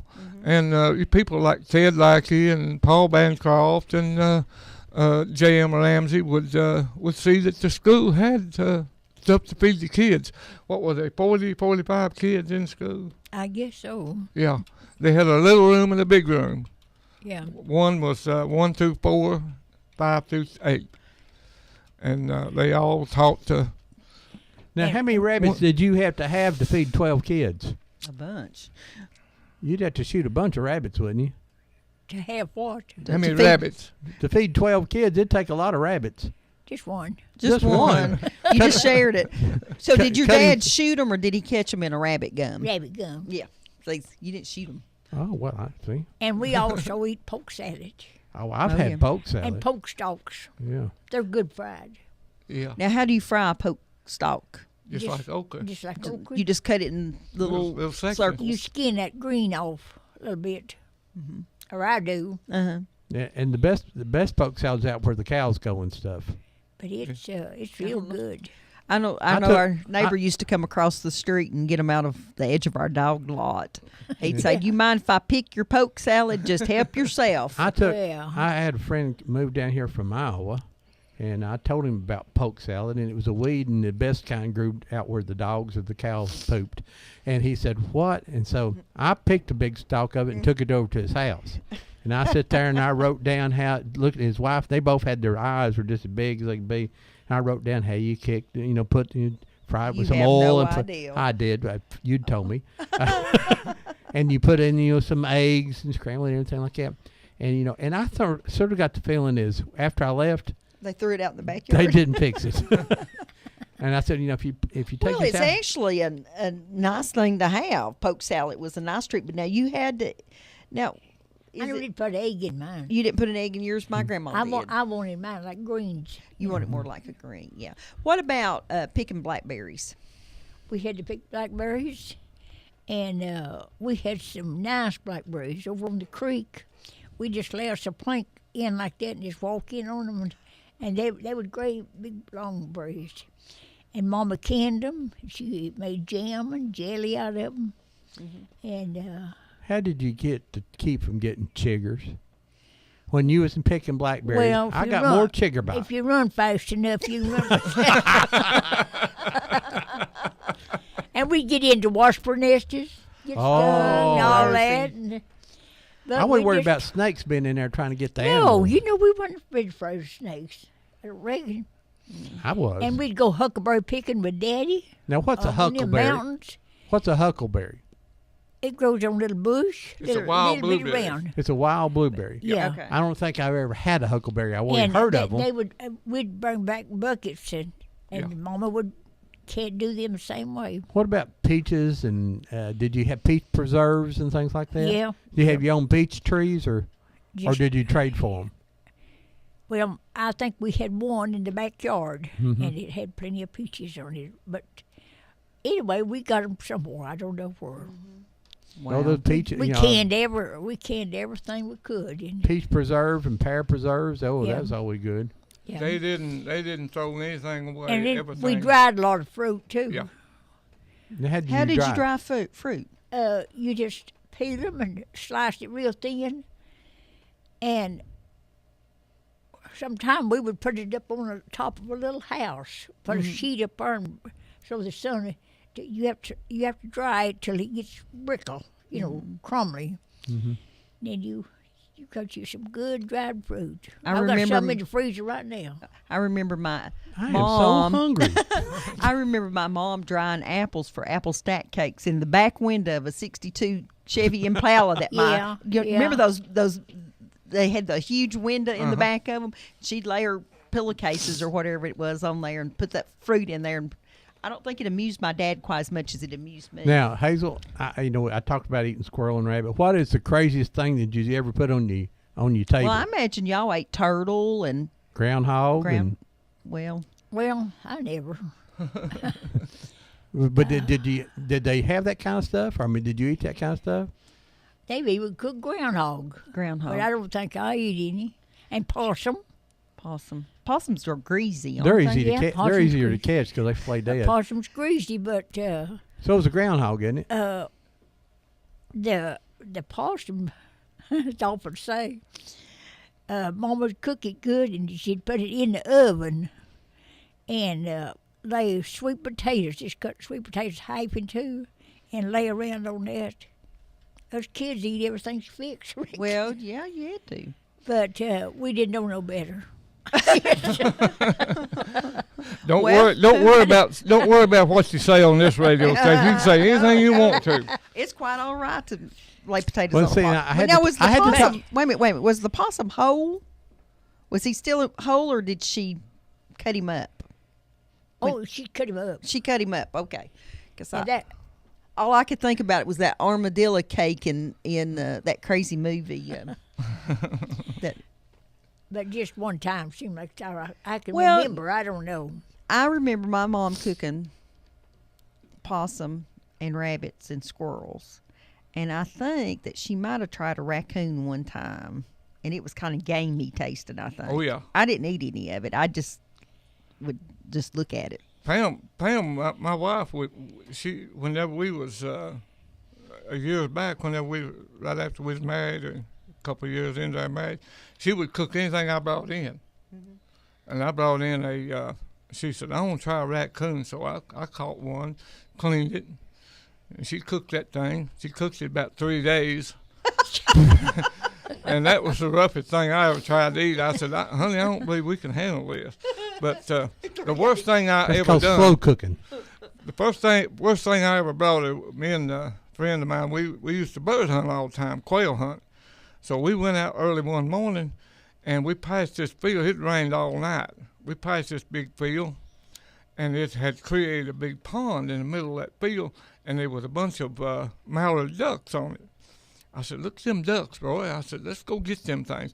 So we crawled on our bellies, hands and knees, till we got up the edge of that pond, and they come up, and we killed. Those ducks fell for 30 minutes, and we took them. We're just a little ways from the house. I said, let's take these back down, and I said, Pam will have these things cooked the time we get back.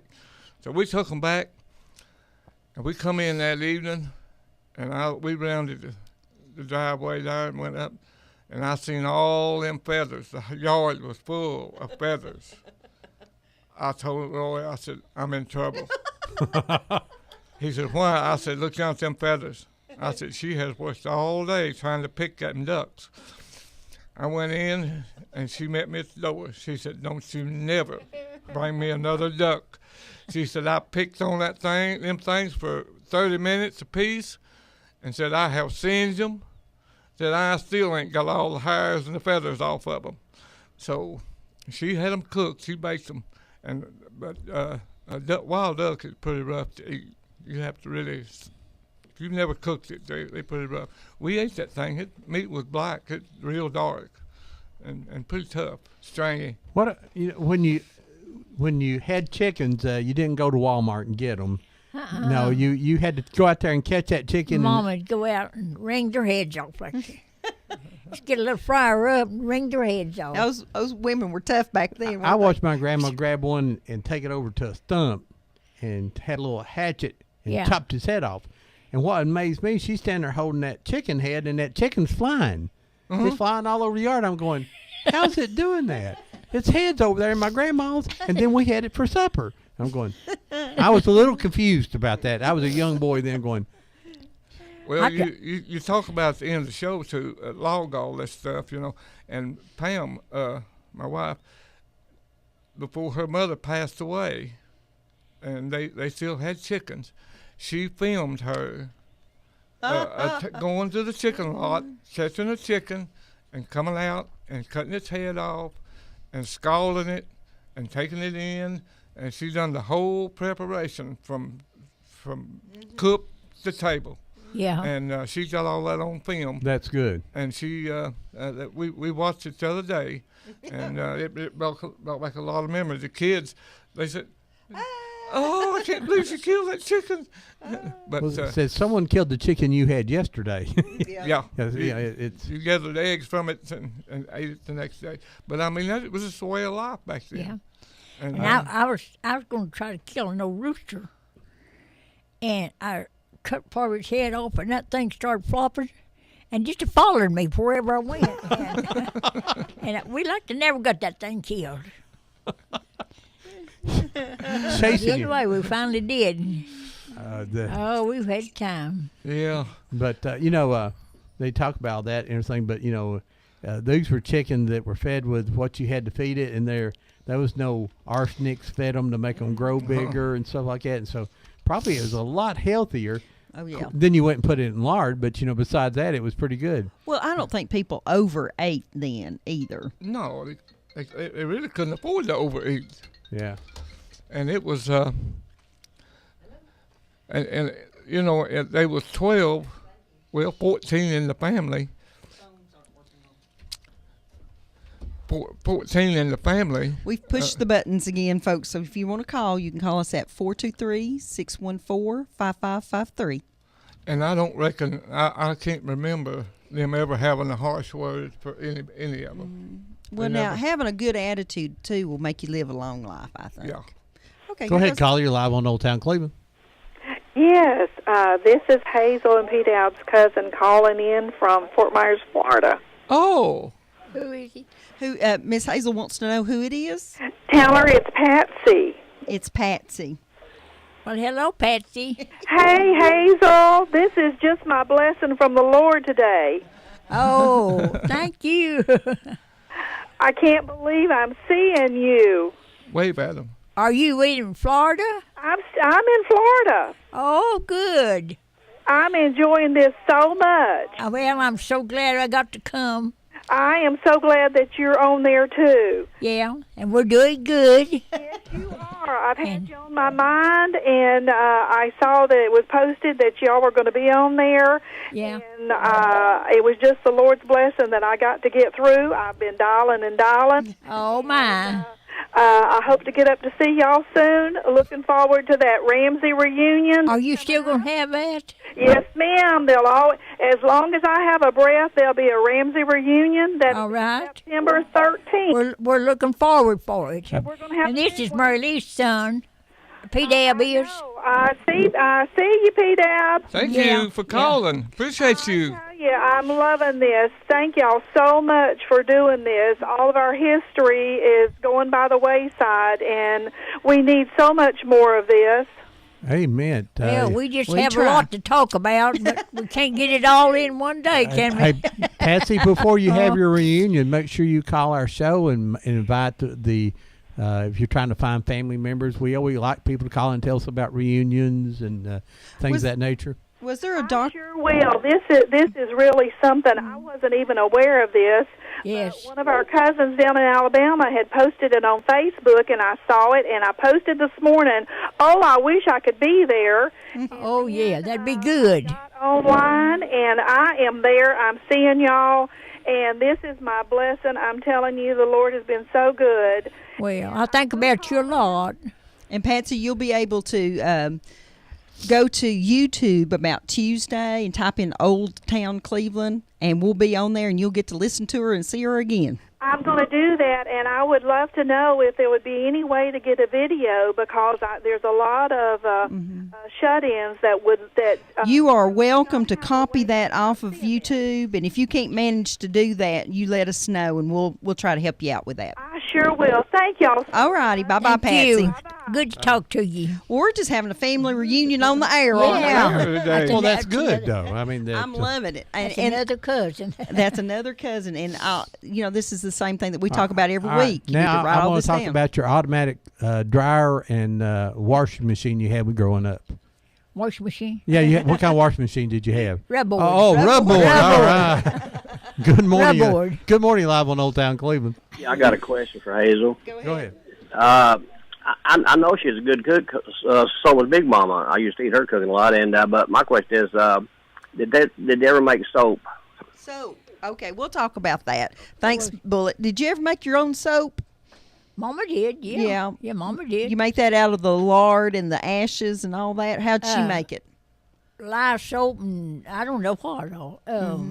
Had put lye in it and ashes or something. I don't know. It's all really nasty sounding stuff, but then it turns into soap. But it'd clean you, though, wouldn't it? It really clean your skin right we off. just called it lye soap, and so I don't. It would make your hands and wherever you used it real soft. I mean, it was real soft and mild soap.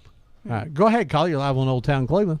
Ron, this is Bob Cash. Hey, Bob Cash. Are you enjoying listening to all this morning? Enjoying this. I'm telling you what, in fact, I'm kind of like Ron. I'm getting kind of hungry. And I wanted to ask the lady, if I may, my granny used to make, she called them tea cakes or hoe cakes. Tea cakes or hoe cakes? Tea cakes or hoe cakes. But I can't find about it. Tea cakes. Knows how to make them now. What's the difference? Yeah. Or how do you make a tea cake? Mama used to make hers out of just sugar and you know, but you'd have to hunt a recipe, I guess, to find it for sure. I see And, what you're saying. It's just a real simple cookie. Yeah. Just sugar and But flour. I hardly ever make anything like that. I've got to make a pie or a cake or pudding or something. Oh, you know. you don't make banana pudding, do you? Yep. Oh my goodness! I bet it's nanner pudding. Now I've lost it, Bob. Pudding. Oh yeah. I wonder if Red knows how to make those tea cakes. Well, she might be willing to show you there, Bob. She knows how to make moonshine. That might be more interesting to you. Sure. Well, listen, I'll let you go. Thanks, Bob. I hope your mama's okay. She's Hanging on. physically all right. Still, just troubles. Getting troubles, with memory now. Ron, tell her every day that you love her. Okay. Every day.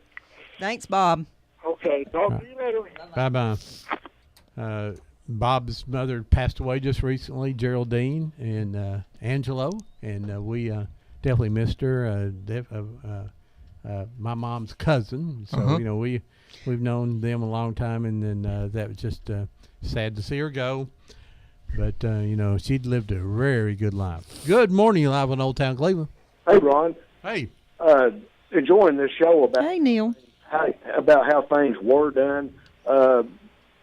My mother's her sister Amy, they had electricity for as long as I ever remember, but she had a modern, up to date cook stove, but she kept and used a wood burning, big old cast iron wood burning cook stove to do her special baking. If she baked a cake or a pie or pastries or cookies, she still used that wood cook stove, and she just refused to bake anything like that in that electric stove. Now, just talking about tea cakes, she made really good tea cakes too. And what I remember about them, they were just very subtly sweet. Mm-hmm. Oh man, they were good. And then I remember my grandmother Parks. You were talking about drying fruit. I remember going down there and she'd have a white linen outside and drying apples then she would take that and make fried pies.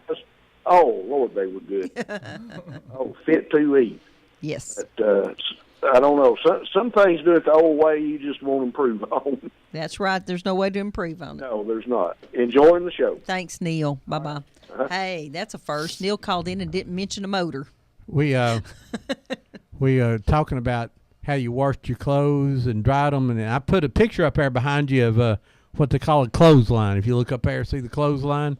I never attached mine to the yeah. But this one, they attach it to the outhouse there. I've hung them out when they would freeze before I get them out of the pan. That's before you needed starch. And still hang them up. Hey, we got another call here. Good morning, you're live on Old Town Cleveland. Ron. Yes. It's Kim from the Extension office. Hey, Kim, what's up, buddy? Doing good. Enjoying.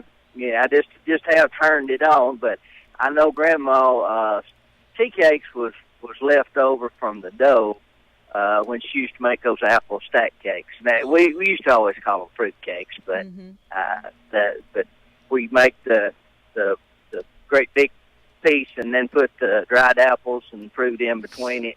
But any dough that was left over, she always had extra. And that's what the tea cakes come from at Grandma's house. But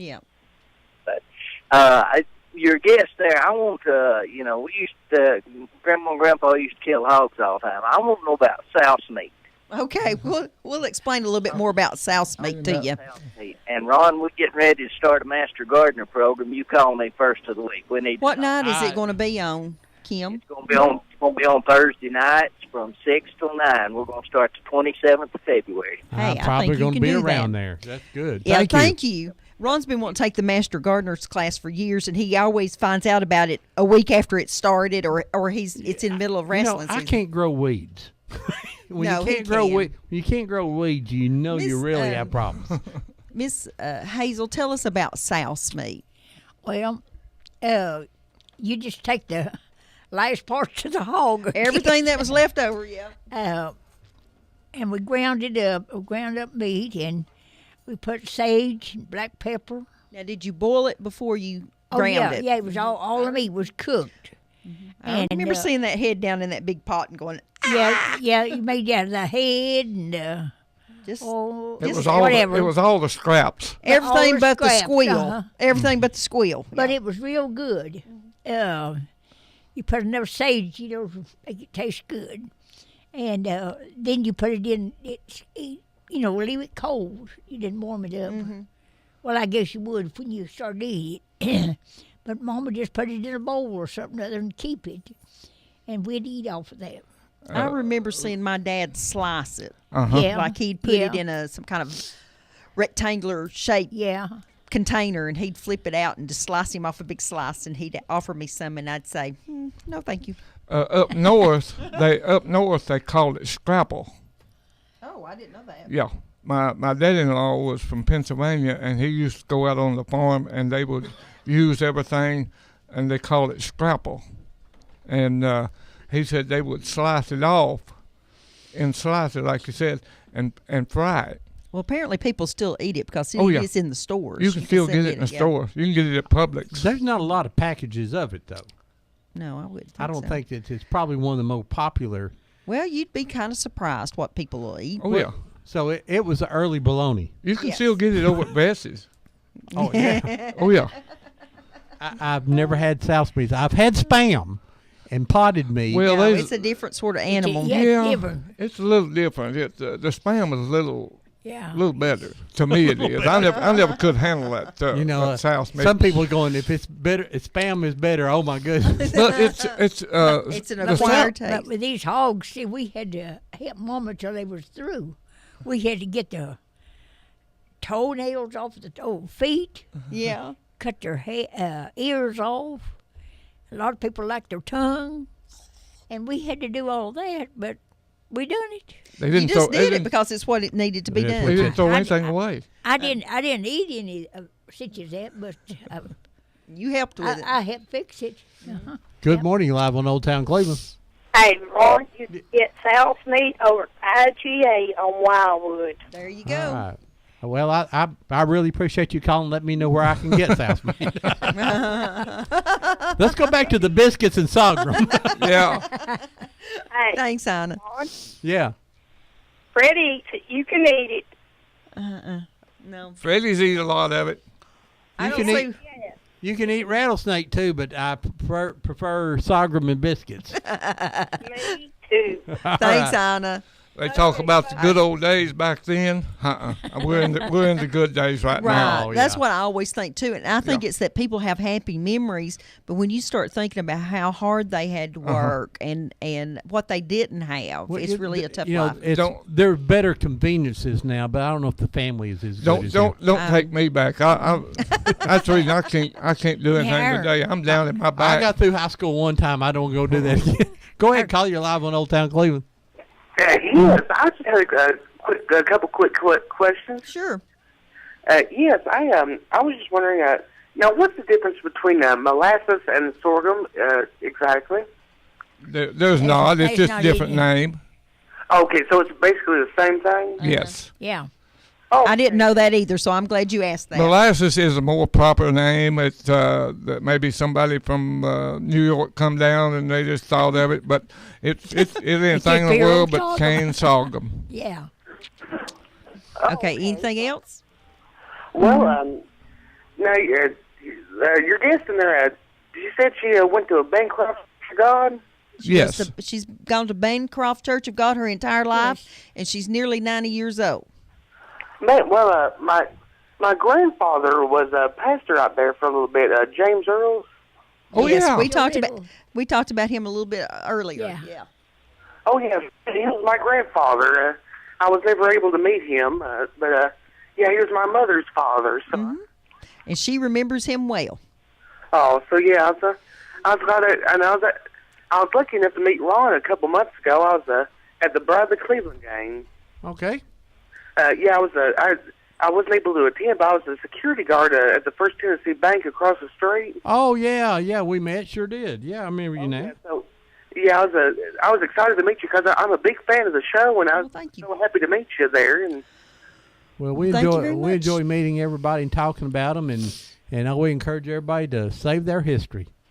Oh, definitely.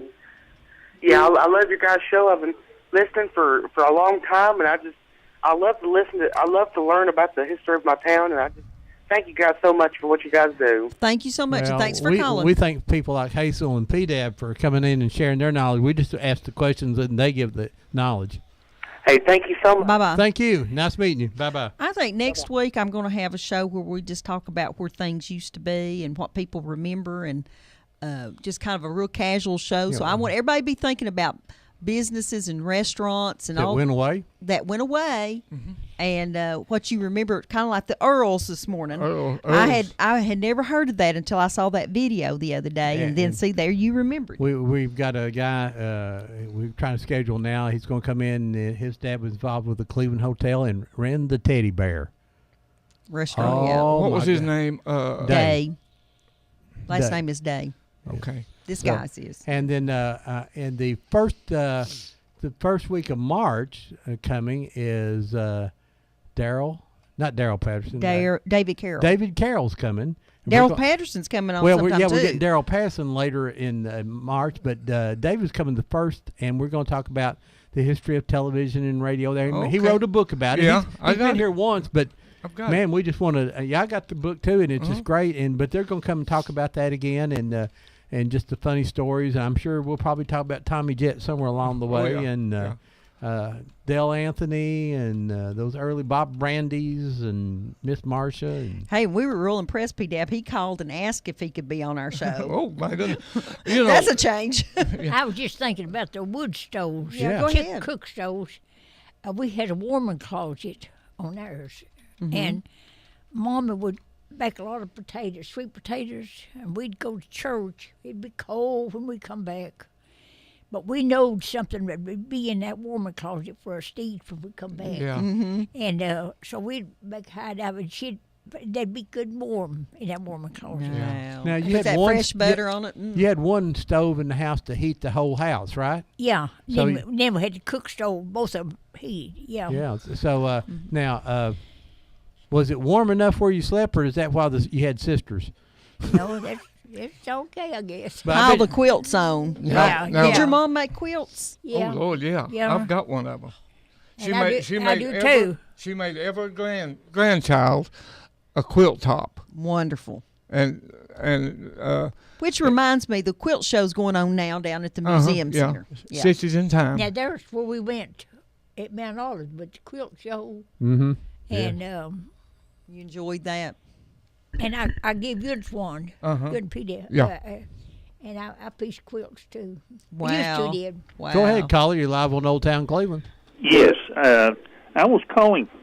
At one time, there was a movie maker that made a clip of Cleveland about different things going on in the area. Did y'all run into that when you were doing your research on Bradley County? We have run into the fox hunting video that was made in the early 50s, but there was a movie maker that was around Cleveland, and I haven't found any other movies other than the fox hunt. It's on YouTube. You can go on and put in Cleveland, Tennessee fox hunt and watch it. Well, this was in 1958, I believe. It was a promotional. Have we seen that, Ron? It was a promotional to try to bring other businesses like Bowaters to town. Yes. I have read about it and I've heard about it, but I don't think I have seen it. Well, they said they were going to show it, and I don't remember whether they ever showed it at the theater here or not. It was 19. It's either 59 or 60. I have seen advertisements in the local newspapers at that time listing the name of the company and saying that they were going to be in the area making the movie, but I don't think I've ever seen it. If I've seen it, it's just been bits and pieces of it. I can remember them being at Arnold School the year that Arnold became a middle school, a junior high, whatever. They were filming as we were getting out in the afternoon. Yeah, I think there's several films like that around, which reminds me to say, if anybody has that, we'll be glad to get it transferred off of the reels, the movie reels. So if somebody has something like that, please let us know. I think I'm going to try to post in a few weeks. Right now we're up to our eyeballs in this documentary. But this thing about Earl's Restaurant, I'm going to try to get it posted on YouTube along with some other local movies that came off of the racing movies that we have. Yeah. All right. Thank you. That was what I wanted to know. Thank you. Bye-bye. We'll keep looking for it. Thank you. I just know that it was a promotional. Hazel, what was the first movie you saw? Where did you see it at? I saw it in Chattanooga with my cousin, the Oklahoma Kid. The Oklahoma Kid. And I never was in a movie before that, no. And so I went home with her to stay all night. She lived in Chattanooga. And we went to the show the next day. How old do you think you were? I don't know. I guess 15. 15. Like that. I guess I really don't know. So about 1940 or so, and, something like that. So it was that Oklahoma Kid. Oh. P-Dab's looking amazed. He didn't know that you'd been to the movies. I didn't know she'd ever She been. probably done a lot of things she didn't tell you. And that's the only one, I reckon. And they knocked this man down, killed him, knocked him down. I thought it was real. You thought it was real. Hey, go ahead, caller. You're live on Old Town Cleveland. Guess what, Ron? What? It's arthritis. They find that wrong with me. So I could go hear Pro Daddy tonight. All righty. Okay, well, then. have a good time, Miss Ella. All right. All right. Oh. So if you're hurting, drink 3 beers instead of 2. All right. Bye-bye. Oh, my goodness. This 2 hours has You gone. know, before we go off there, back then, we talked about in Hazel's family, they was 12, and that was very common. Oh, yes. For a family to be 8 to 12 to 14 in a family, and one of the reasons they done that was, they didn't have birth control back then, and they did it to, they didn't have HBO. They needed the a lot of it. The mom and the pop would raise a family in order to have help to raise a crop to help feed each other. Right. And my dad would talk about when he was growing up, his dad had 8 or 10 head of horses, and they would have to put out 50 and 60 acres of corn just to feed them horses. And I never could figure out, why would you kill yourself raising that corn to feed them old horses, and you're still poor? Mm-hmm. But they did that. And in my dad's side, they was 12, and in Hazel's side, they was 12, and it just so happened they was 2 of Hazel's sisters married 2 of the Matthews brothers, and so that's the way, you dated who was in your community. Yeah. The Taylors, she was a Taylor, and the Taylors lived in the Bancroft community down there. Yeah. And that's Whoever you went to church and school with is who you married. And Deb says after you plowed behind the mule all day, you didn't want to walk too far to court. You didn't want to ride it, but to the next farm to go courting. Well, and the Tinsleys, they was 12, Yeah. 10 or 12 of the Tinsleys, and they the Scoggins married into the Tinsley family. Yeah. And the Bancrofts, and it was so when you cross the interstate out there, you got to be careful who you talk about. Well, that's true. Now, I have to say, I have to give a lot of credit to Major Tinsley. Major, he gave me my very first job at the what was the little restaurant there? Dog and Suds. Dog and Suds. I was not a waitress. I was a car hop for one day, and I realized that probably was not my calling, and I went on to do other things in life. Thanks to Major, he gave me that opportunity to move on. But like I say, and my dad's sister married into the Tinsleys, married M.L. Tinsley's son Bobby, and so yeah, the Tinsleys and the Scoggins and the Swaffords, Rollinses and Matthews.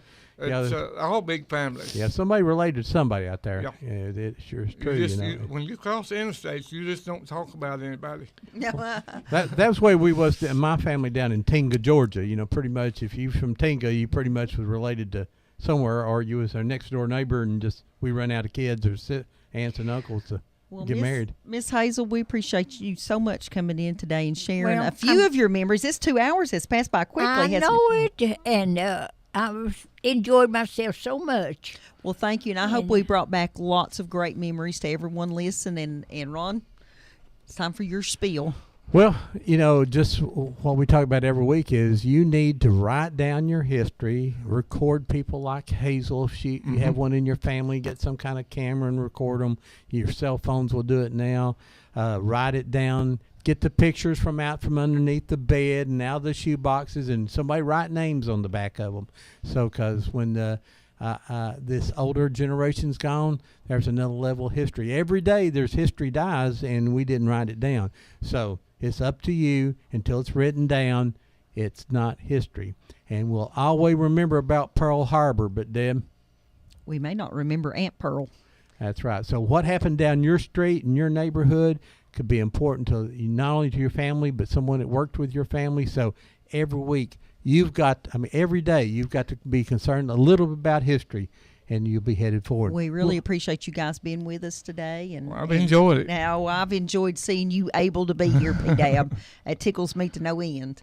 And we'll see you guys here next week on Old Town Cleveland. Thanks so much for tuning in. Bye-bye.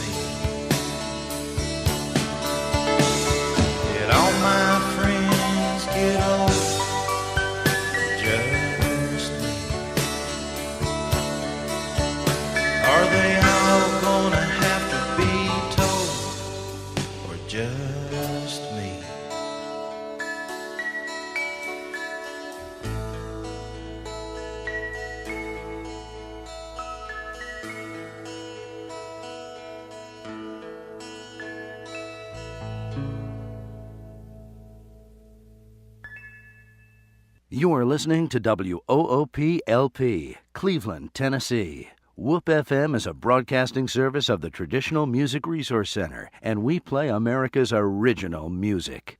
You need money overnight? Check